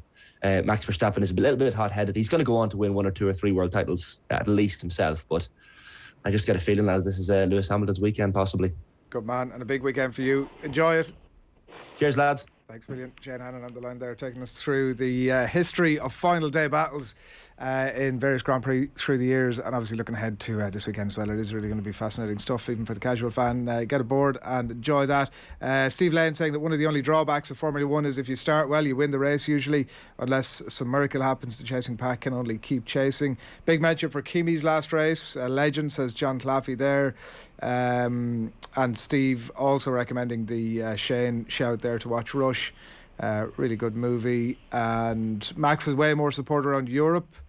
Another commenter here. And Eoin, somebody wondering, Liam Dunn, I know that morning voice. Solid 8 pints at least last night by Sheahan. He knows that morning voice. It's just the pints man Sheahan is what he's getting at here. My usual dulcet tones are different, are they? That's probably libelous, to be quite honest. He's in the right sort of No, I just postal code, slept in. No, not at all. I just slept in. It's just your voice just sounds a couple of octaves deeper on Skype. You didn't get the coffee, that's what we're saying here? No, I've had many coffees this morning, that's for sure.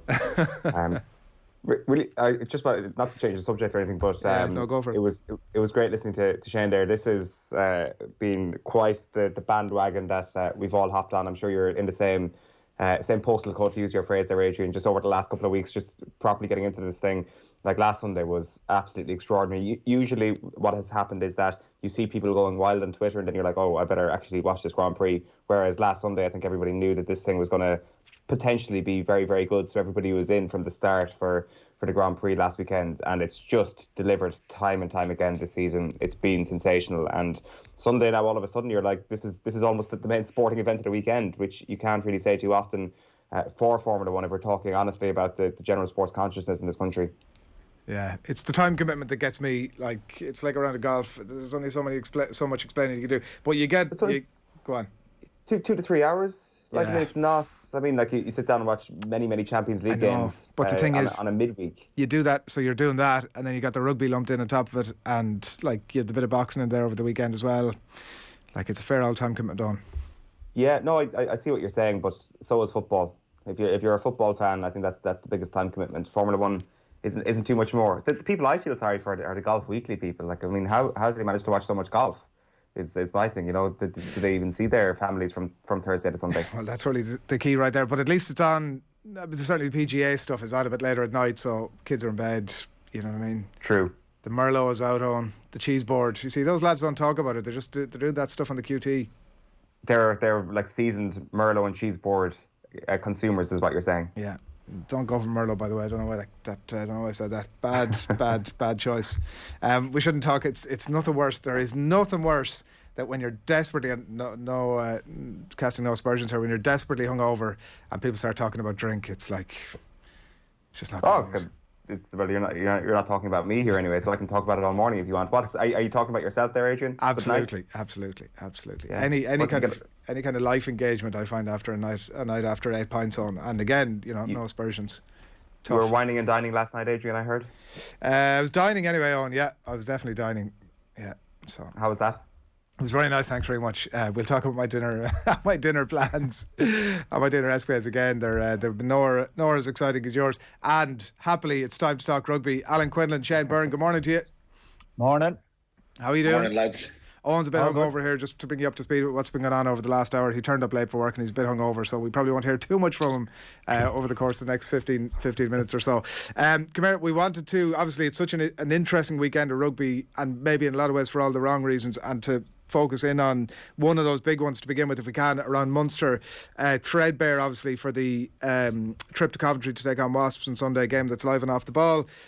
One front row player, and it looks like Roman Salanoa is coming back from injury to be put in there. You maybe assume that he wouldn't have been put in other than the magnitude of the game and how desperate they are. Similar story at hooker, with a player coming in potentially from the academy, little experience in that department.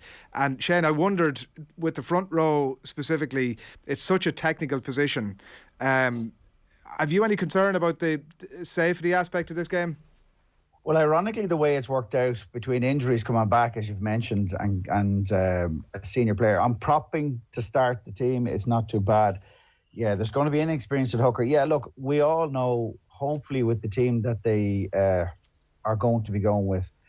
From the front row point of view, you would hope that there's as much been done as possible, which unfortunately probably is very little, because we don't know who's locked away and who isn't. But, it's the kind of thing that some props go high, some go low. It's all about the footwork. It's all about protecting each other in those positions. And it is a little bit worrisome going in against an outfit that have played together all the time. You'd be no doubt that they will try to target that. You ideally want a front row that are well familiar with yourselves, particularly when it's a European Cup game as this one is. The challenge will be there, but look, thankfully there is experience at prop, which is the main thing. The hooker hopefully will be able to get up to the level as quick as he can, but these guys have been thereabouts in the academies playing at decent levels. So, hopefully the step up won't be too bad.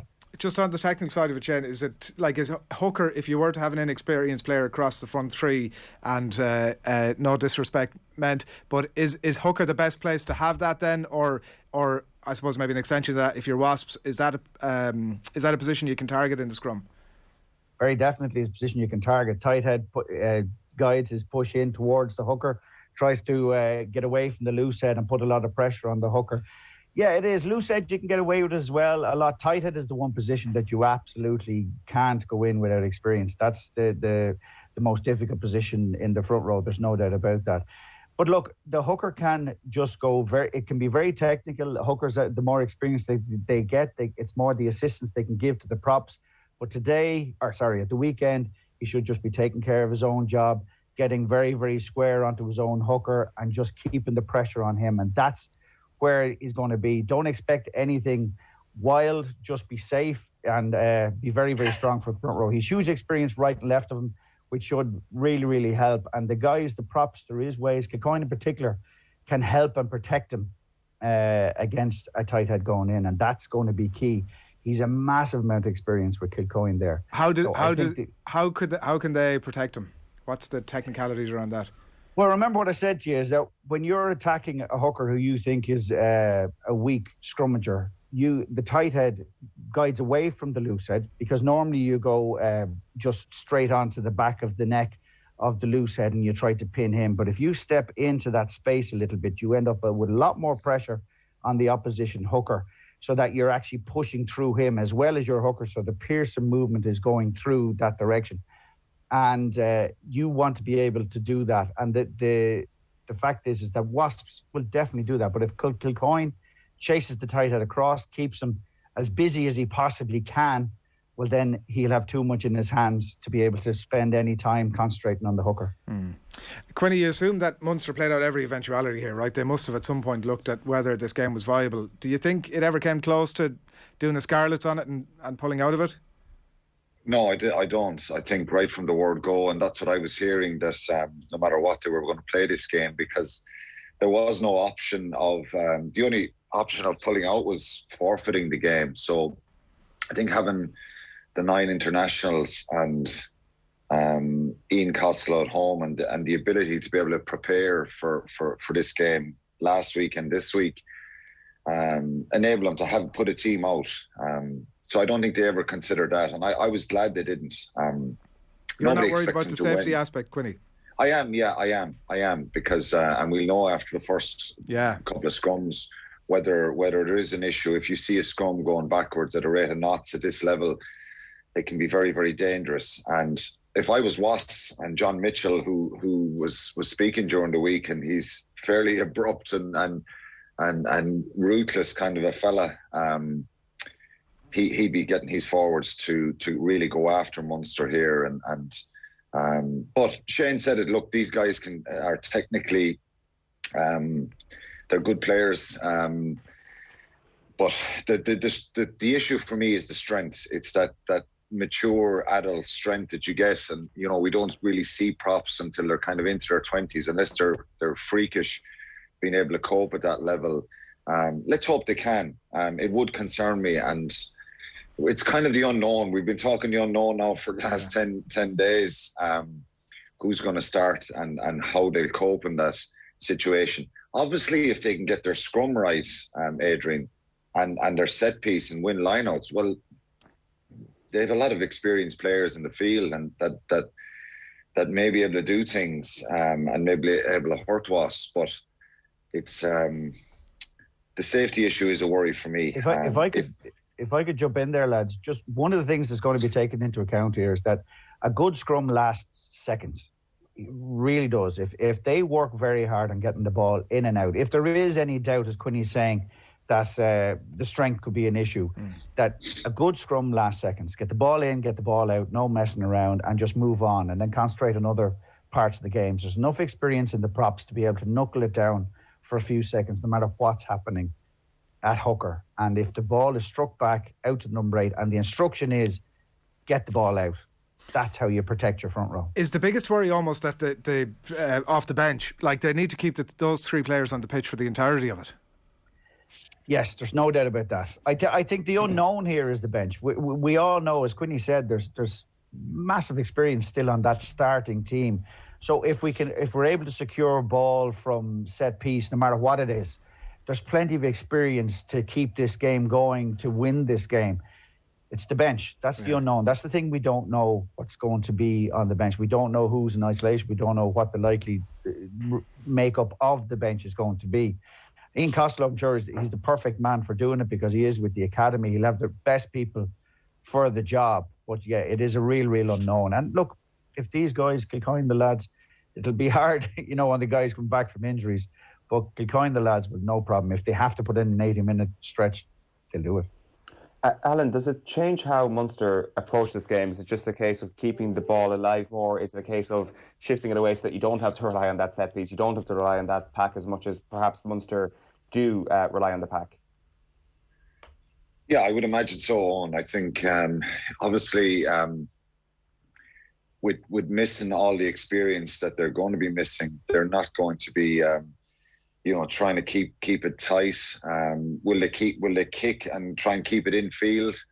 I think the worst thing you can do with any inexperienced side is and it's the same in any sport. And I think of, if it's the soccer team and you've a week back four and you've a load of injuries and fresh guys, you're not going to play out from the back, are you? Look at Liverpool last year when they were missing all the centre halves. I think the more you mess around with it, the more you give the opposition a sense that they're a little bit nervous in doing these things. So maybe we're expecting that they'll throw the ball around everywhere and start running it from all angles. I think they just got to manage the tempo of the game and see how they get on. And like after 10 or 15 minutes, if these guys look comfortable and get some plays and get some big tackles or even a couple of big carries, will that instill confidence throughout the group? Because you would think that the obvious way of thinking on is that you're going to try and keep the ball alive and play with pace and tempo and less pressure, if you like, because nobody expects Munster to win this game. So kind of if I was in the dressing room where Shane was, I think you'd be saying, let's go out and just try and play with a high pitched tempo here and really go for this. And if you get go forward and you get a score or two where you're in the game, well then you get that bit of a feel good factor. Of course, the opposite can happen if Wasps come out and start the game really well and they dominate the collision areas. That would really kind of drain the confidence. So, look, there's enough of good experienced players there. I think if Chris Farrell starts and Damien Dialenda in the centre, you want to try and build some sort of a game plan around those guys, get the ball into their hands as quick as you can. But I would imagine Murray and Carberry will try and play in the Wasps half. I'd like to see a lot of kick from Carberry rather than from Conor Murray, because if you're going box kicking, it's kind of slowing things down. Of course, there'll be some situations that they will have to kick from their 9. But again, it just depends what way it goes. But going back to your original question, I think, throw the ball around and have a go, because look, if you, in a sense, there's less pressure here in Munster because everybody expects them to lose this game. Yeah. I think, lads, that there's a huge psychological side to this for both sides. I think every single positive for Munster is double positive for them and a negative directly against Wasps, because exactly what Quinny said, the expectation because of the disruption is very, very much against Munster. But if they have a good scrum, if their line out starts to work, every positive, if they stay in the game the longer they do. Remember, Wasps are not in great form coming into this game. This would have been a full strength. Munster would have been expected to go over there and get the win. They're not playing well at the moment, and with no defensive coach, they're shipping tries. So every single positive puts a huge swing for Munster, I think, and Wasps will be very aware of that. They'll come out at the start of this game trying to get as many positives as they can, trying to out-physical any weak points in that side. And the longer Munster can weather the storm, we all know they thrive, the psychology is they thrive with the adversity, it will go massively in favour of Munster. And it's just to see, can they keep that going? And a note half that despite his surname, maybe if you can knock him off his game a little bit early on, that they might be able to get a bit of joy there as well. Just look at some of the other matches. Leinster-Bath, 3:15 tomorrow at the Aviva. Shane, Bath, is there anything to be discussed here? Is this just a straightforward, almost got a bit of a route written on it? I Bath are dire this year. Absolutely terrible. Whatever is going on with them, their defence, I think they're the second worst defence in the English Premiership at the moment. Leinster probably got their rude awakening that they needed against Ulster a couple of weeks ago, and I can't see them messing up this game at all. I really can't. I think they'll have the bit between the teeth, and as you say, it should be a foregone conclusion. Yeah, one win in their last 15 Premiership games. I think tells you all you need to know about where Bath are at the minute. Connacht Stad in Galway on Sunday at 1 o'clock. Quinny, any slip, as we know, with this kind of a weird and I'm going to say temporary, but not all that temporary format that's there at the minute, any sort of a slip and you're done, and particularly with Leicester obviously coming up next weekend, a win at home against Stad vital. Yeah, it is. They need to start with a win. I think Stad, they're a dangerous side. They have a lot of explosive, physical players, talented players, but they themselves have struggled in the top 14. They're 10th in us. They played 12, lost 7 games, and that should have been 8 last weekend because La Rochelle should have beaten them last Sunday night. Again, we say it all the time, and I'm sure Shane will agree. It's the psychology of the French sides. Do they value Europe more, the French Championship more? Well, it's the French Championship, and Stade now are down in 12th, so they'll want to win league games and get up the table a little bit and secure not being a dogfight at the bottom of the table. But what you've got to do against these French sides is you have to start well, make it miserable for them. Not sure what the weather is like on Sunday in Galway. We saw Connacht playing brilliantly in wet conditions a few weeks ago against the Ospreys, but this is a must-win game for Connacht. I think they really need a performance here. Not a performance. Find a way to win. Europe can be so different. League form can go out the window. It's about cup rugby and how you win games. And I would fancy Connacht to be just too have too much kind of fitness, too much determination, too much accuracy to get the job done. I think they will beat Stade. But who knows in this competition? It's an intriguing competition. If Stade go there and they get themselves into the game, I'm sure they'll make some changes from the team that starts the league every week, from you guys coming in, different points to prove. So what they're going to get is a big physical side who have a lot of talent, but collectively the desire and the drive for getting a result in the sports ground, I don't think will be there for Stade. So it's a perfect start, I think. And I'd fancy Connacht to be comfortable enough in that game. They have to win this one because you've back-to-back games with Leicester then, and I think that will really define if Connacht can get out of this group, because there's 3 games there for Connacht to win, I think. The one, the following week, they're away in Leicester. You've got to win your home games and pick up something on the road, and I think it'd be a brilliant achievement for them to get to the round 16, the knockout stages of this competition. And a big shout for, I presume, Ulster must be feeling very confident. Claremont, again, not quite a bat, but maybe not having the season that you might expect from them. Dwayne Vermeulen possibly comes in for his first start for Ulster. Plenty of reasons for them to feel confident. Both of you giving them a shake? Yeah, well, we all know Claremont, like, even though they're not having the best season they've ever had, they're still formidable at home. I think they've only lost 1 game at home this season. So it is still going to be a major ask to go down there. But yeah, there's no doubt about it. Vermeulen coming back would be a big plus, because the results last week, that was completely coming off the way they played against Leinster. So many people were kind of thinking, oh, Leinster had their dip in form and that's it. But I'm telling you, I was at the game that Ulster just never let up. And it was a superb style of play that they played, and they've got to keep that going. So they've had their low then last weekend, letting that game slip away for them against Osprey. So they need to get back up to where they are. A little boost with Vermeulen, if he can come back, if he's going to start the game, will be absolutely superb for them. But they have a task. There's no doubt about it. We've all been there. Claremont is a big challenge at home. They're still a very proud side, no matter what way their season is going. And they like playing in Europe. As Quinny mentions there, the psychology of the French sides, but they like playing in Europe. So it is, I think it's one of the hardest games this weekend. Shane, we were chatting to Keith Wood during the week just about the, I guess, embarrassment of riches that Leinster have in their pack, but particularly the hooker position. And he was ranking, I think, Ronan Kelleher number 1, Dan Sheahan number 2, and Rob Herring then obviously from Ulster as his number 3 in the Ireland setup when it comes to hookers. What's your view on how those rankings look at the moment? Well, from the form that you've seen, from the ball carrying by them all, would you argue with it? You probably wouldn't argue with that at the moment. Yeah, the great thing is that what I like across the way that they're playing is that the line out throwing, which is a crux of so many guys that they can't be, is not been mentioned.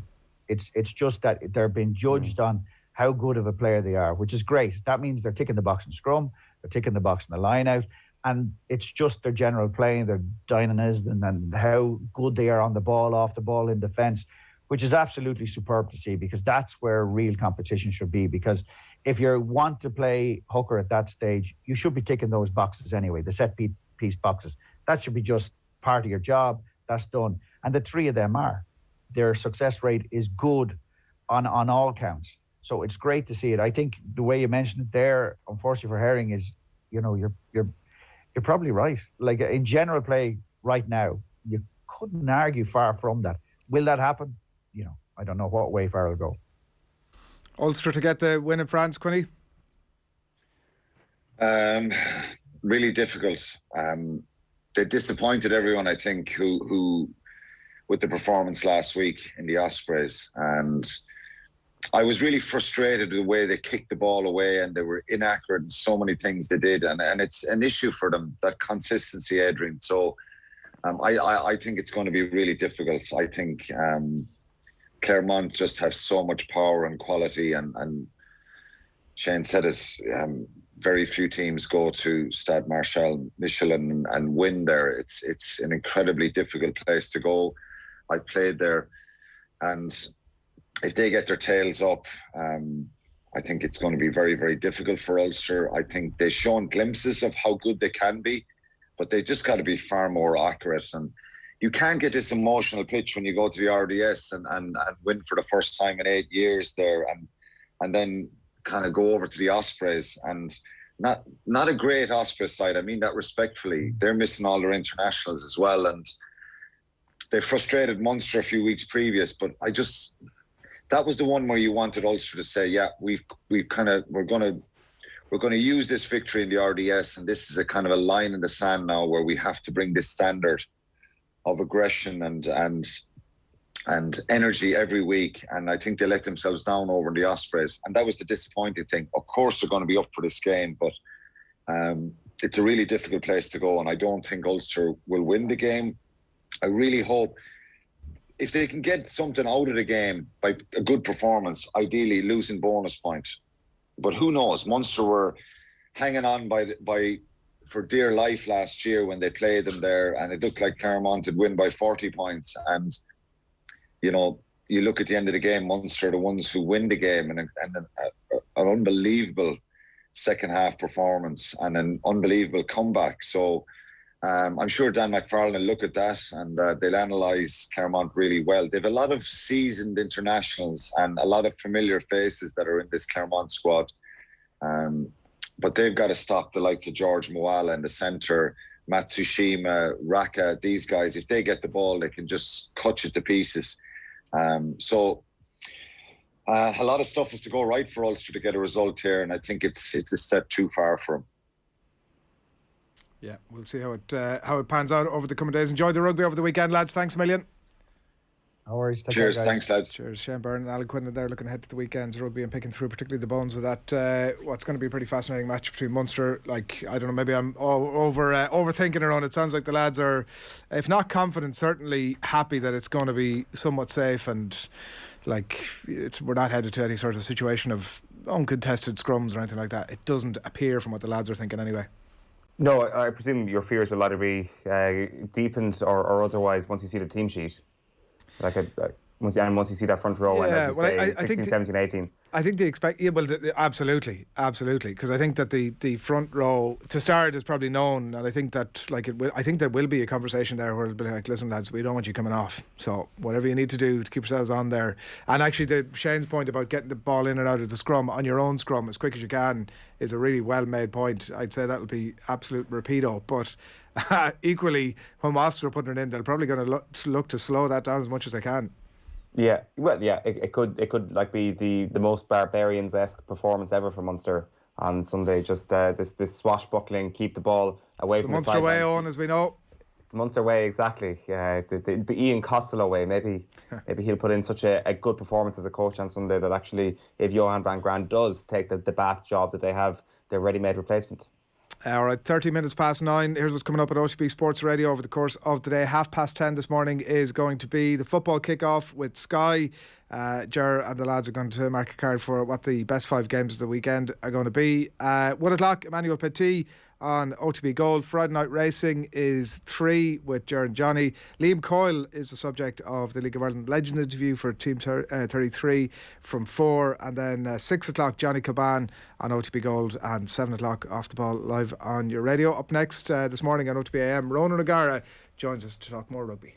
OTB AM. This is OTB Sports Radio. Football Pod with Paddy and Andy, our new weekly Gaelic football show with Paddy Andrews and Andy Moran. All that has happened is people have come in here, right, listened to the pod for the last 29 episodes and seen the lifestyle that Paddy Andrews has had. He's wearing a Roddy Collins jacket, he's got his teeth done like Ross from Friends. He is looking he's looking magnificent and he's ready to go. Just for the pod, lads. Just for the pod. Download the OTB Sports app and subscribe to the GAA podcast feed now.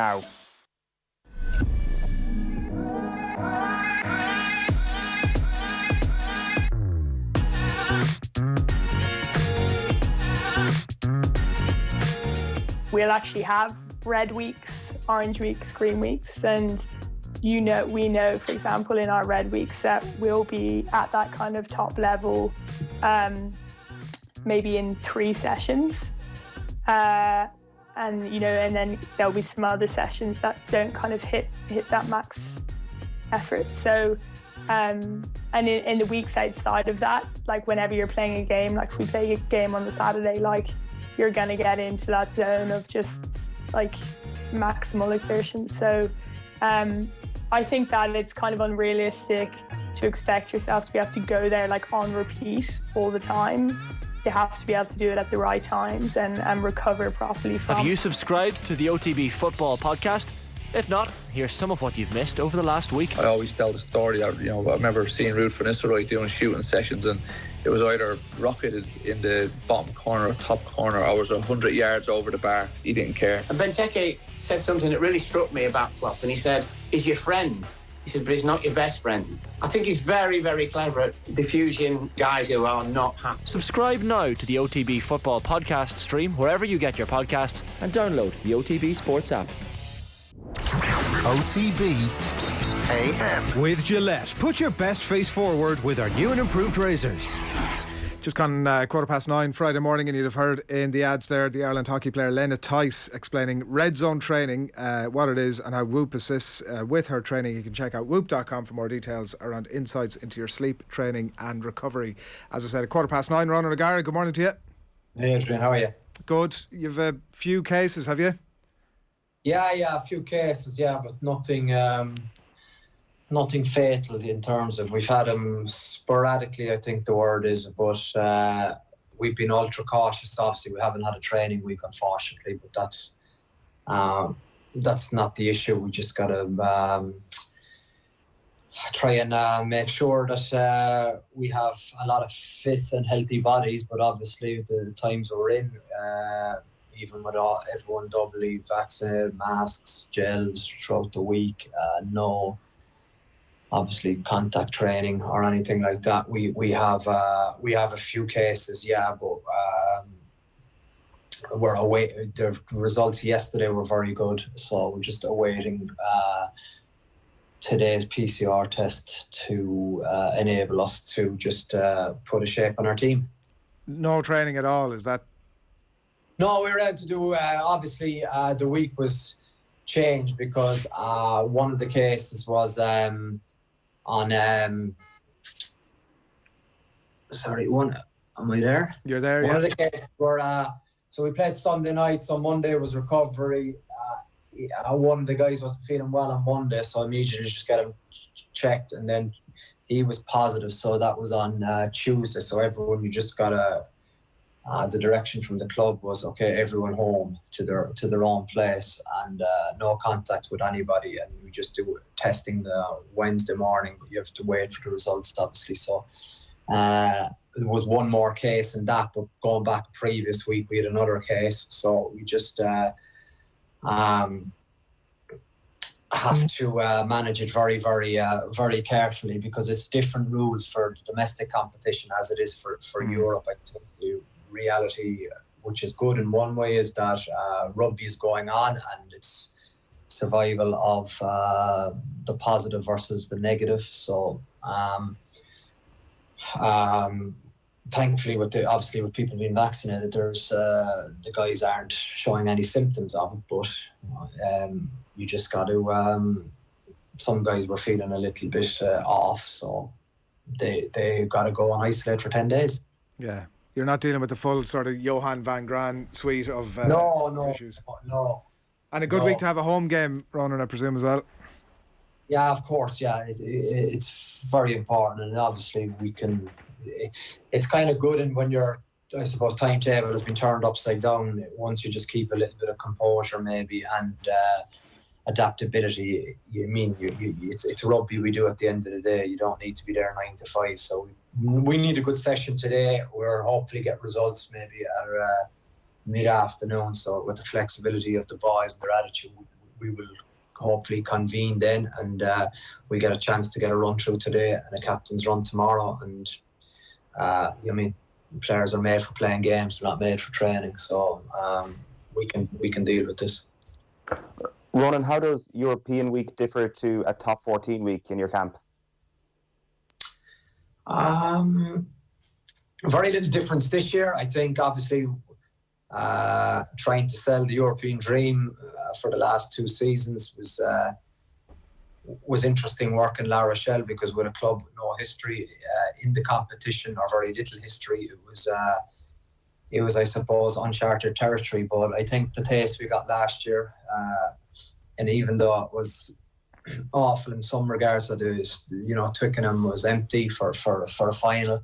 The boys, the competitors in the group, got a taste of what could be. So I think the build up to this week has been obviously distracted with the COVID issues, but we know on Sunday that it's a big game, and it's knockout rugby really in Europe from the start. So we'll be looking to start fast. But no, the group as a whole are excited by Europe, because I think once you've tasted something on it means you can really go after it. When you're trying to sell the dream, is it like what happened at Twickenham? Does that, because it can go one of two ways, obviously, off the back of that, and you don't know that necessarily, I guess, until you get your season up and running. But there can be a deflation that follows it that you might not know about yet until you get back into the tournament. Have you felt that, like, that there's been a big sales job, to use your terminology, involved still, or is everybody there? No. Like, I think there was definitely a hangover at the start of the season. We had really difficult fixtures, but we also, I think, digesting 2 defeats in finals is, 1 final is enough, but 2 is more than enough. But when you strip it back, there's so much to be kind of pleased with. So you gotta look at it and build it in that way, because every other team in Europe wants to get to the final day, and every other team in the top 14 wants to get to the final day. So if you double that, it's bloody magnificent. But we didn't kill our opposition on the day, but that can happen some other time. We got to keep knocking on the door, I'm convinced, and good things will happen. So we had that, and I would have been worried if we hit the ground running at the start of the season, because it means maybe the right and difficult messages haven't been taken on board. But I think we started slow, and I think when you're probably not a proven team, I think you put so much energy into the normal season that maybe we probably lack that final gear for playoff rugby, if I was to be probably critical of myself. But I think the overriding probably emotion or feedback from ourselves analysing would be it was good, really good, but obviously not great, because you don't win at the end of the day. Are you over it? Am I over it? I don't think you're ever over finals. I think they fuel you for what you want next. And I think as you get a little bit older and more experienced, you realise, and some players don't get it, that like they think that the final is in 80 minutes, but actually it's the culmination of years and years and years of work, and the opportunity just blows up within 80 minutes. So that hurts badly, but I think you love it, and you want to get back there, and you're back to square one, and you prepare as best you can. But when you say it fuels you, Ronan, like what emotion is that? Is that a sort of anger? Is it sort of we need to make the right decision last year? I think that's something that's probably emotion in terms of it has to play a role, but it can't be the driving force. Otherwise, you'll be completely, you know what I mean, burnt out and relying on emotion. I think you have to have a plan on. You have to be very, very calculated, and you have to be very, I suppose, organised in your preparation, potentially your team's preparation, your own preparation. And for preparation, there's so many different facets, as you know. There's the physical, but also the mental side of it, and then there's the challenge of explaining it in one language to another, and that's interesting in its own regard, because it's the daily challenge of coaching in a different language, but that will stand to me in a different job going forward. But I think you have to. I think the consistency of behaviours is what really interests me. I think you have to push your players to a limit that you nearly get the best out of them, but also you know where the breaking point is, where if you go a little bit too far, you could lose this guy, or if you go not enough with this guy, you're not getting the best out of them. And they're all very, very different, and it's a fascinating, I suppose, exercise in just knowing your subject matter. On the back of last weekend then, seething, all but frothing was the expression that you used in your Examiner column this morning. How does that marry with that fine line of pushing people and, you know, pushing them too far at times? I presume there's a temptation after that to, I mean, I don't know, how do you communicate and ultimately keep everybody in the same train moving forward when you're in, it's that red zone, redhead versus bluehead, right? Are you in bluehead pretty quickly? No, because it's sure, what does a bollocking serve? You know what I mean? Like a few years ago, maybe you do it and you think you feel great, but sure, 3 minutes later, what message have the players got? What have they understood? How are they going to be better the next time?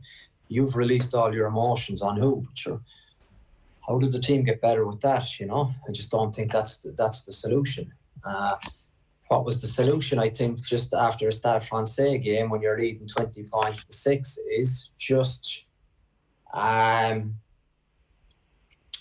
game management needed to be a little bit better, and your killer instinct needed to be a little better. And winning away from home is difficult, but it also requires we need to establish a minimum standard of performance. What's a minimum standard of performance? A difference from every player, but what you're trying to create in your group is that even when it's a difficult day, your performance graph probably hits a 5 or 6 out of 10 away from home, as opposed to a 2 or 3 out of 10. We didn't hit 2 or 3 out of 10 because we were excellent for 33 minutes, but why stop after 33 minutes? Just keep going, just keep doing the simple things. Don't get bored with the simple things. But we just we will be better for it, because it's another I suppose learning experience, and I'm convinced with the right people and the more situations you put them in, the better they will be prepared for when it matters. I know it was a rhetorical question, Ronan, but I'd just like to ask it to you anyway. When you say, what does a bollocking serve? Is that day gone in rugby where it does actually serve something, or people think that it serves something?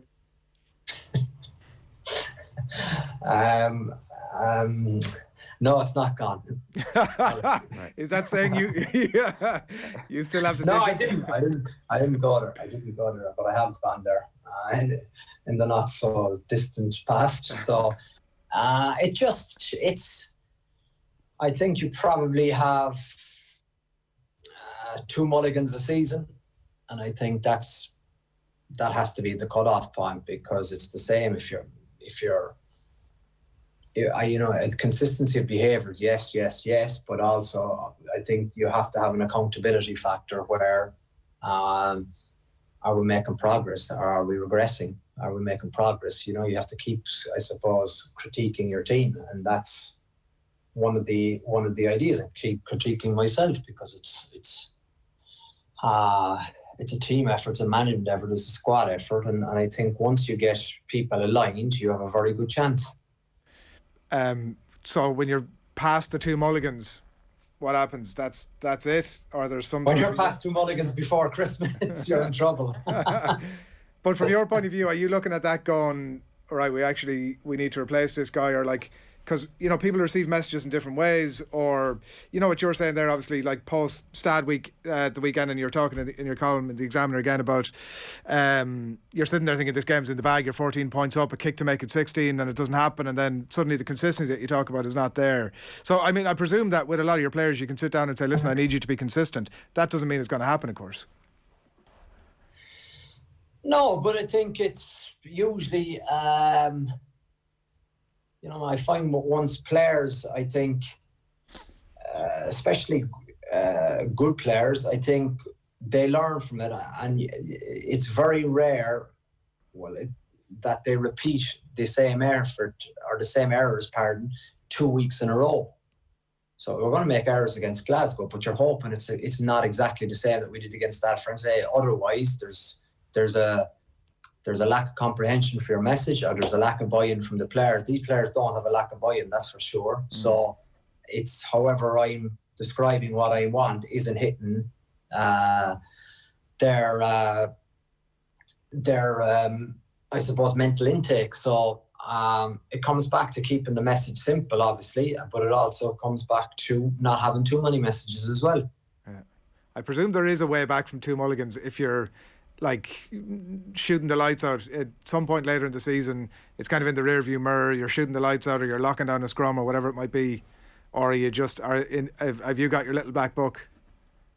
No, because it's very different too, and every scenario is different, Adrian, because like the top 14 is a marathon. You don't use 23 players, you use over 40 or 50 players. So like you have different squad makeup, team makeup every time. So from that point of view, it's probably different analysis platform for how you're reviewing the game, because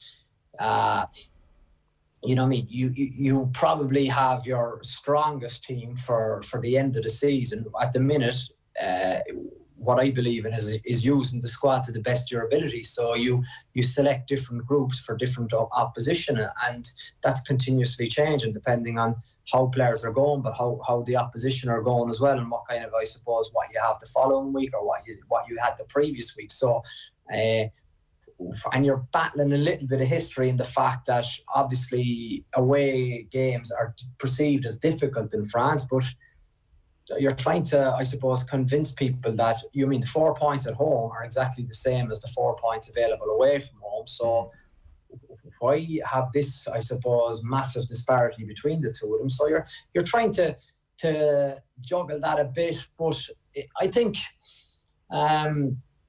it's definitely progress, and it's definitely a competitive, healthy group that I have. But you're always looking to be a little bit better. If you're content with what you're doing, then there's something wrong, because that wouldn't be sport.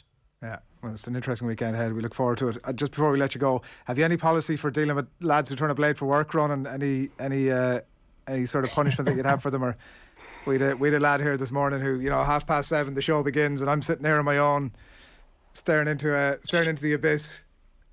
Jeez, I wouldn't want to rob a bank with you, I tell you. You're hanging them out to dry. If you were a good wingman now, you would have presumed nothing and said, no, the show was for 1 this morning. That's what I did, but you see, Eoin made the mistake then of actually turning up at some point late in the show. So I can tell you, Ronan, Adrian used his mulligan this morning. Yeah, for sure. Yeah. No, that's it.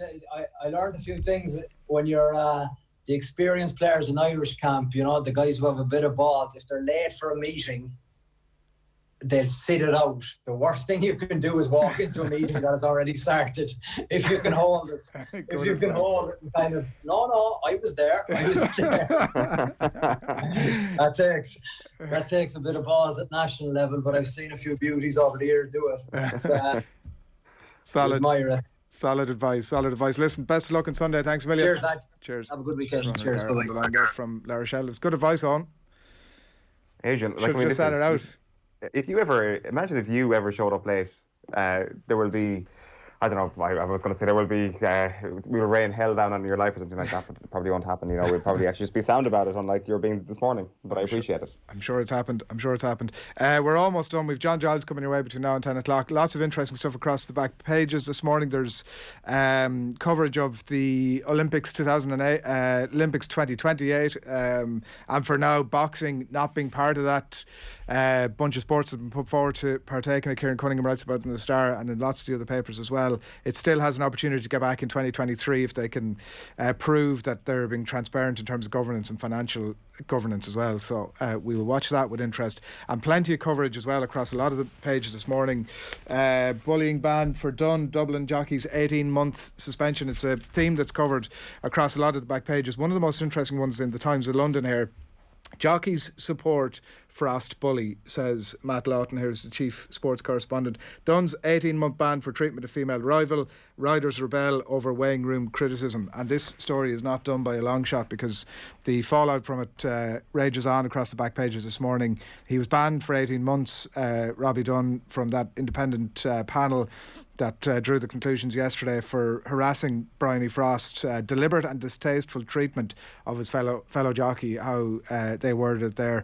Racing very split over it. Powerful message of you feel that across sport, reading certainly across all the back pages this morning and on some of the front pages as well about it, that you feel that there's a really powerful message of inclusiveness actually that comes out of it, and you hope that sports elsewhere are taking notice of it. But from a racing point of view, the Professional Jockeys Association issued a statement off the foot of the ban yesterday saying it did not believe that Robbie Dunn has been subjected to a remotely fair process. They acknowledged Bryony Frost felt bullied, was the expression that was used, despite the independent panel coming forward to say that it was the case that she had been bullied. So it doesn't look like they're accepting of the independent judicial panel findings, and the comments, you certainly could not say. I was interested to read some comments from the Professional Jockeys Association earlier in the year when this first raised its who said that the overwhelming priority of the Professional Jockey Association is to protect and support the health and well-being of all its members. Well, Professional Jockeys Association, I wonder this morning, penny for the thoughts of Bryony Frost and how she's feeling off the back of your comments that Robbie Dunn has not been given a remotely fair process, and acknowledging that Bryony Frost has felt bullied. Penny for her thoughts this morning. 9:36, it's OTB AM. We're brought to you by Gillette. Good morning start with Gillette. Put your best face forward with their new and improved razors. Packed OTB lined up for you this weekend. Saturday, 1 o'clock, John Duggan, Formula 1 panel, and off the ball football Saturday as well, 3 to 5 o'clock. Bringing you everything from the weekend's football. We're going to bring you reaction and updates from the GA and the Champions Cup as well across the weekend. Sunday with Joe on the hot seat there, a Sunday newspaper review, live coverage as we mentioned earlier on, Wasp against Munster, reaction as well to the end of the Formula 1 Championship from 6 o'clock. We're going to be back Monday morning 7:30 on OTB AM. You can stay tuned to Off the Ball, the football kickoff with Sky live from 10:30, and Eoin, you go and get yourself some rest. Oh, I don't need rest. I had plenty of rest. That's the problem, Adrian. That is true. Good man. Thanks for coming in. Have a good weekend. Mayo special is what we're going to leave you with. It's Andy Moran. He was in the company of Nathan last night to chat about his new book. Good morning. All right, it is Thursday night on Off the Ball. That, of course, means that John Giles is with us. Good evening, John. Evening, Nathan. So, Stephen Gerrard back at Anfield this weekend as a manager. Aston Villa going to play Liverpool in the Premier League on Saturday. It's been a good start to life at Villa Park for Gerrard. They've won 3 of their first 4 games. A close defeat against Manchester City, the other result. What have your impressions on Gerrard, the manager, been over the last 3-4 years with Villa and, of course, with Rangers? Excellent, Nathan, and surprising to me. Watching him playing over the years, Nathan, terrific midfield player, great goal scorer from that position, but I didn't see him as a Pirlo or one of the great midfield players that could control the game. So I must say I'm surprised that he's done so well. at Rangers and started so well with Villa. And listening to him on the telly, he's very, very good. He hasn't lost the run of himself in any way. So it looks good for him, Nathan. Would you then have felt through the years you would have had a sense from watching a player as to what sort of a manager he'd become? Yeah. I think watching a lot of players, particularly midfield players, Nathan, because they're in the game more than other players. And you know, watching Gerrard, I saw him as a terrific player, a great goal scorer, but I didn't think he was a player that was controlling the game from the middle of the field. And you know, managers can always surprise you. About people coming into management can always surprise you, Nathan. But I must say, I was surprised that he did such a good job at Rangers, and listening to him on the telly, and he has started very well at Villa. But listening to him on the telly and reading about him from players that he played with. I mean, there was Danny Murphy, I think, was very friendly with him. For example, played with him at Liverpool, and apparently they were playing one day and he did something wrong, Danny Murphy, and Stevie Gerrard gave him a right telling off that he didn't expect from him. So he obviously had it in him to do that. But watching him play, I thought he was a terrific player from the position he played in as a goal scorer, Nathan. I didn't see him controlling games in a way that you would sometimes expect him to do. Did we expect the wrong things from him then, actually, as a player? As you say, he wasn't a Pirlo, he wasn't someone picking it up off the centre halves at times. That actually his best position was probably where Rafa Benitez played him at times where Fernando Torres was there, and he played just off Fernando Torres in that sort of more advanced role. Well, he always started from midfield, from a midfield position, which is, with the ability that he has, is the best position for him. Because if you're playing forward, Nathan, first of all, you've got your back to the ball, back to the play, and you're easily marked. If you're coming from a deep position, it's very, very difficult to be marked. But he had the ability to score sensational goals, Nathan. I'm sure you remember them, as I remember them. Like, his goal scoring record was fantastic. And they were important goals, and really, really, really, really good goals. He had a great gift to do that.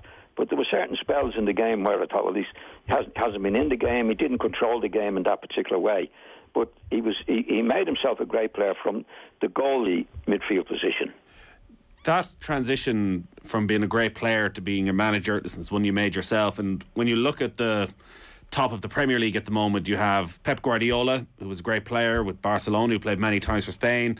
But then you have Jurgen Klopp and Thomas Tuchel, who didn't really have any great careers of note. You have somebody like Xavi just starting out now with Barcelona, and we saw the difficulties they had last night.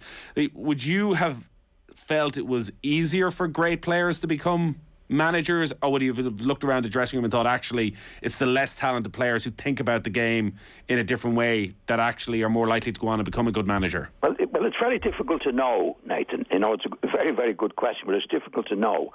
But, I mean, if you look at the record of players who were great players, like the vast majority of them didn't make it as managers.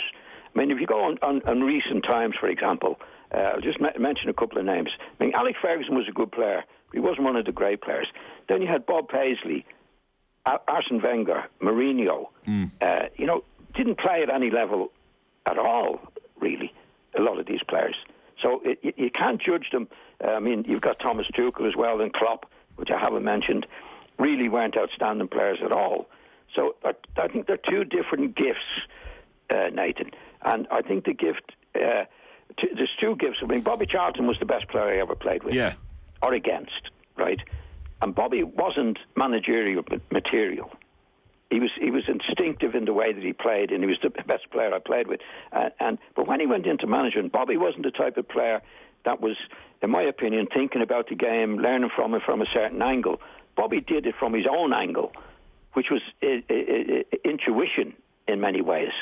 I played with Bobby for 3 years, and I never ever had a conversation with Bobby after the game about the game.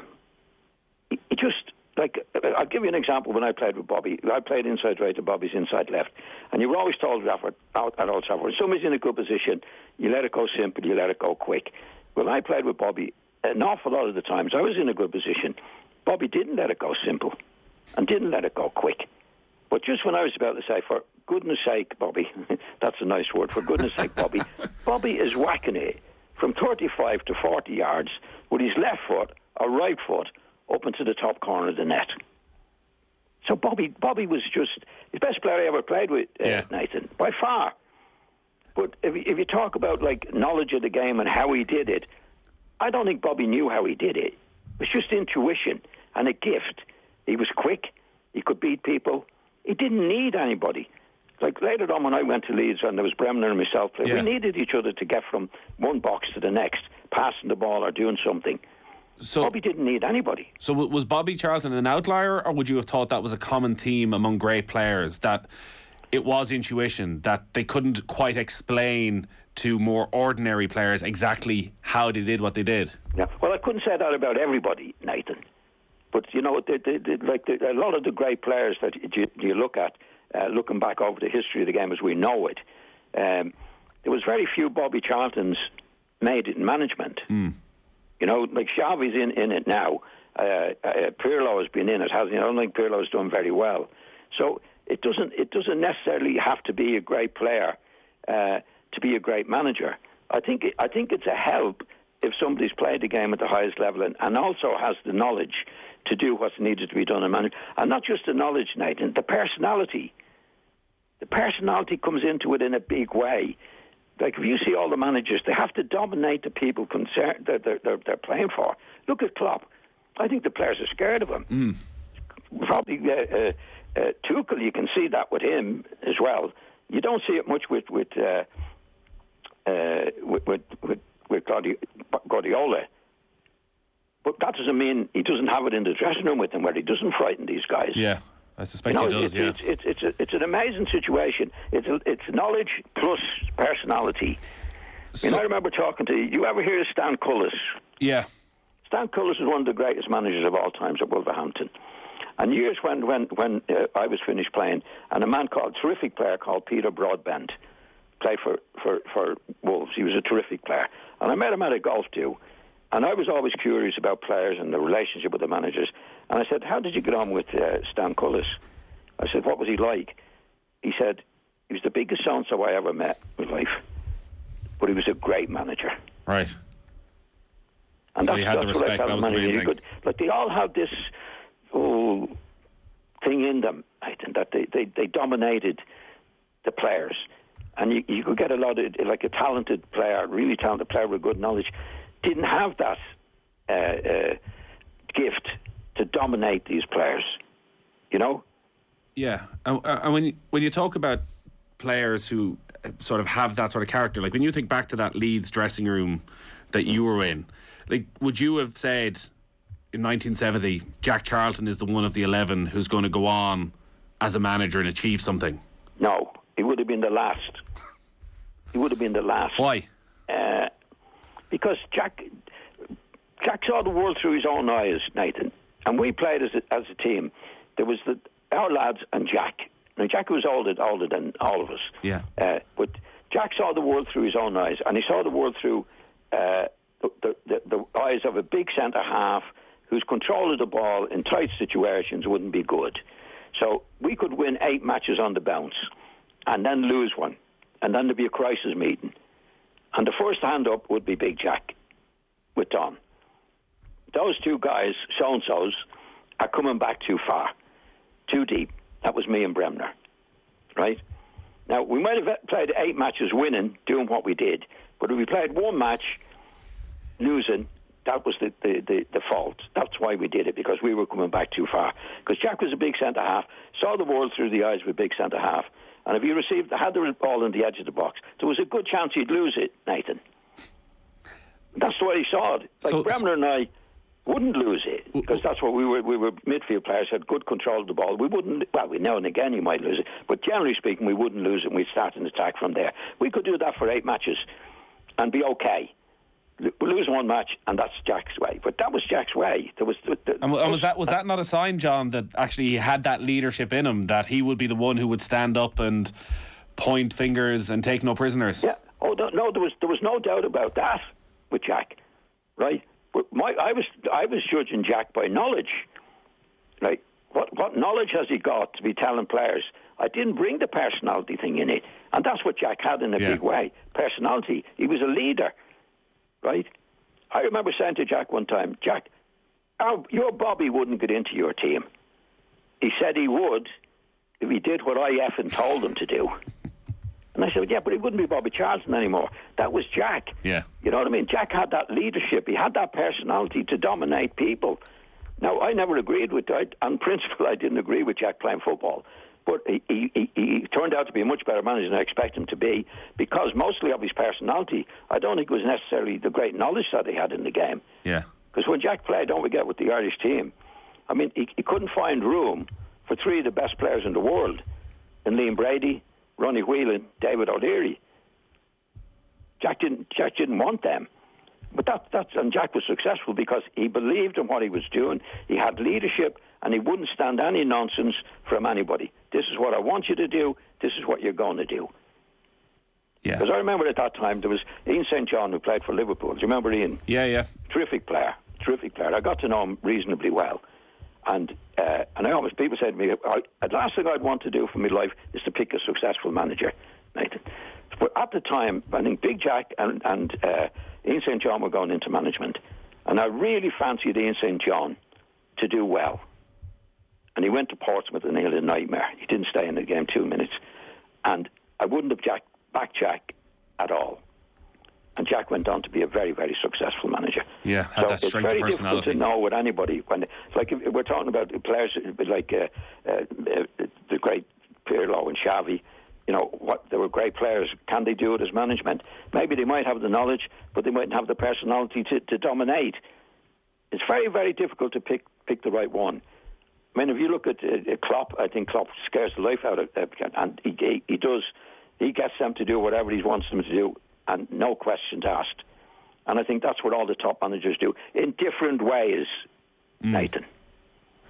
So in Gerrard's case, we go back to Gerrard. Yeah. You know, what I saw him on the pitch, I didn't see him as having, say, the obvious qualities to be a manager. And did you not see that sort of leadership that you saw in a Jack Charlton, who maybe, you know, that Gerrard was the one, he was the captain of that Liverpool team, that he was the one who led them and had that ability to go into a dressing room and make himself heard? Well, I didn't see it on the pitch. Yeah. Now, I played with Jack, and I could see Jack having leadership, right? But I couldn't see it being successful. You know, I thought it was very straightforward. Yeah. Get it up the pitch, put the players under pressure, and all that. That's what he believed in. That's what he got, and he got good players to do that, to follow. So he had total leadership. I didn't see Gerrard on the pitch having that leadership. Now, I didn't know him as an individual, but what I saw on the pitch was a player who started from midfield and was going to score goals. I didn't see him as a player that was going to link up everything from the middle of the field, like Xavi and Pirlo, and indeed Bobby Charlton. I didn't see that in Gerrard. I saw him as a scorer of great goals and important goals, and was a very, very terrific player for Liverpool, a very, very valuable player for Liverpool. Just to go off on an even greater tangent, if that's possible, Bobby Charlton, who you talk about all the time as the greatest player you've ever seen, and you talk about some of the goals he scored from 35, 40 yards, and we've seen some of the videos and the power that he got into them. Like, the football back in the 60s was a hell of a lot heavier than it is now and a lot harder to put spin on. His ability to shoot from distance, was that the power in his legs, or was it technique, or what was his striking method when he was hitting the ball from distance? Well, it's usually technique, Nathan. You know, I mean, I played with them. I was a little fella myself, and I was a good kicker of the ball. Bobby Collins was even smaller than me and was a beautiful kicker of the ball. So was Bremner. So it's technique more than power. Obviously, if a powerful guy has the technique, then when Bobby was quite a powerful lad, he wasn't that big. Bobby was about 5'9", 5'10", but he was a beautifully balanced player, but it was technique more than anything else, Nathan. But I'd have to say, at the time when I played and came into it in the mid-50s and that, The leather balls had gone, Nathan. The leather balls had gone. Okay. So what did you play with? Wouldn't be. I see the lads hitting. I've never kicked a ball like today. Today's Reese ball. I've never kicked one, so I don't know what it's like. But the ones that I kicked at the time, I played as a kid with the leather ball and the book, and they got heavy with the rain, particularly in that. But when I went to England to Manchester United in 1956, the lace balls had gone, and we were onto plastic balls. Okay. So they were much easier to kick. Now, Bobby, I think I seen Bobby kicking when I went there as a young fella before the leather balls went out of fashion.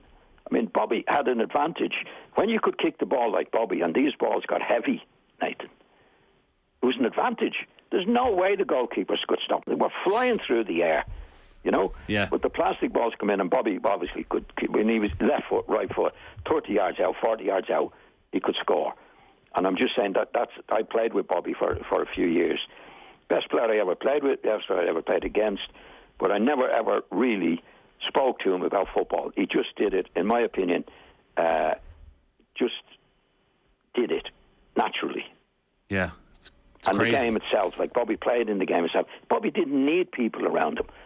Like I played inside right to Bobby's, and a lot of times in the matches, I'd be in a good position to receive from Bobby, and he wouldn't give it to me.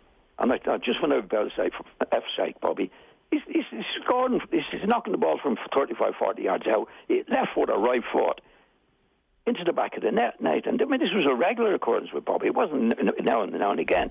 So what could you say to him? I mean, I wouldn't say anything to him anyway, but what could I say? You know, he could do it on his own. He's the only player I played with could do it on his own. Again, I said when I played with Leeds at Bremner myself, we needed each other. Yeah. Pass it to each other to go up to the opponent's box. Bobby didn't need anybody. And in terms of his leadership on the pitch, was it just he led by doing, that his ability... I never said to hear Bobby saying anything in a team talk or anything. I very, very seldom contribute to a team talk in that way. He just did it himself, Nathan. That's why, unfortunately for him, when he did go into management at Preston, he didn't last long. Yeah. You know, and I don't want to. I mean, he was a great player, but it just wasn't made for management because he couldn't tell players and dominate players what to do, because what he did himself came easy to him in terms of what he did. You know, so he wasn't made for management. Let's put it that way. The year after the Munich disaster, he scored almost 30 goals in the league. If he was playing now, would he have been a central midfielder or would he have been a striker? No, he wouldn't be a striker. He'd be a midfielder. Right. Now, whether he be in the centre of midfield or right side or left side, he'd be a midfielder. He was a natural midfielder, Nathan, with natural ability. You know, left foot, right foot. I didn't know whether Bobby was right-footed or left-footed, to be quite honest. You wouldn't know. And he had a powerful shot on both sides. He was quick. Was he a good passer? He didn't need anybody else. And that's what made him so great. Yeah. You know, but if you said, was he the most enjoyable player you ever played with? I'd say no. He wasn't. Because he was... I'll just tell you another little thing about him. We had, say, goal kicks against you. In those days, it was inside right, inside left, Nathan. Okay. And the time you balanced up was when you had a goal kick against you. The goal kick, like Bobby be inside left, I'd be inside right. But Bobby used to wander over towards me. And I'd say, Bobby... Now, I was 3 years younger than Bobby, a junior. Bobby, push over. To balance up, push over. But after 3 or 4 times, it was Bobby, push over. And Bobby would lose the head and say, F off. And don't be annoying me. And that was Bobby. Right. Right. Now we wouldn't fall out, because as I said later on, I believe that's the time you do balance up. When the ball goes out of play, you balance up. But Bobby couldn't be bothered with that. And were you respectful to that? Would you bite back, or were you in awe of being on the pitch? No, I knew that's what he. I was younger than Bobby, right? And I thought this is the right thing to do. But I was never going to convince Bobby. I'd only annoy him, right? And Bobby was Bobby. Bobby's the next time Bobby'd get the ball, I'd be in a good position. I wouldn't get it, and I'd be about to say, for heaven's sake, Bobby. And he's boom, bang, bang, bang, gone past 3 players, 4 players, right foot, left foot, boom, up in the top corner of the net. And how did Matt Busby deal with him? Left him alone. Matt Busby, I never came to the situation. But if I was complaining to Matt Busby, if I was, and never did, and never would, Matt Busby would say, leave him alone. OTB AM. With Gillette, put your best face forward with our new and improved razors. The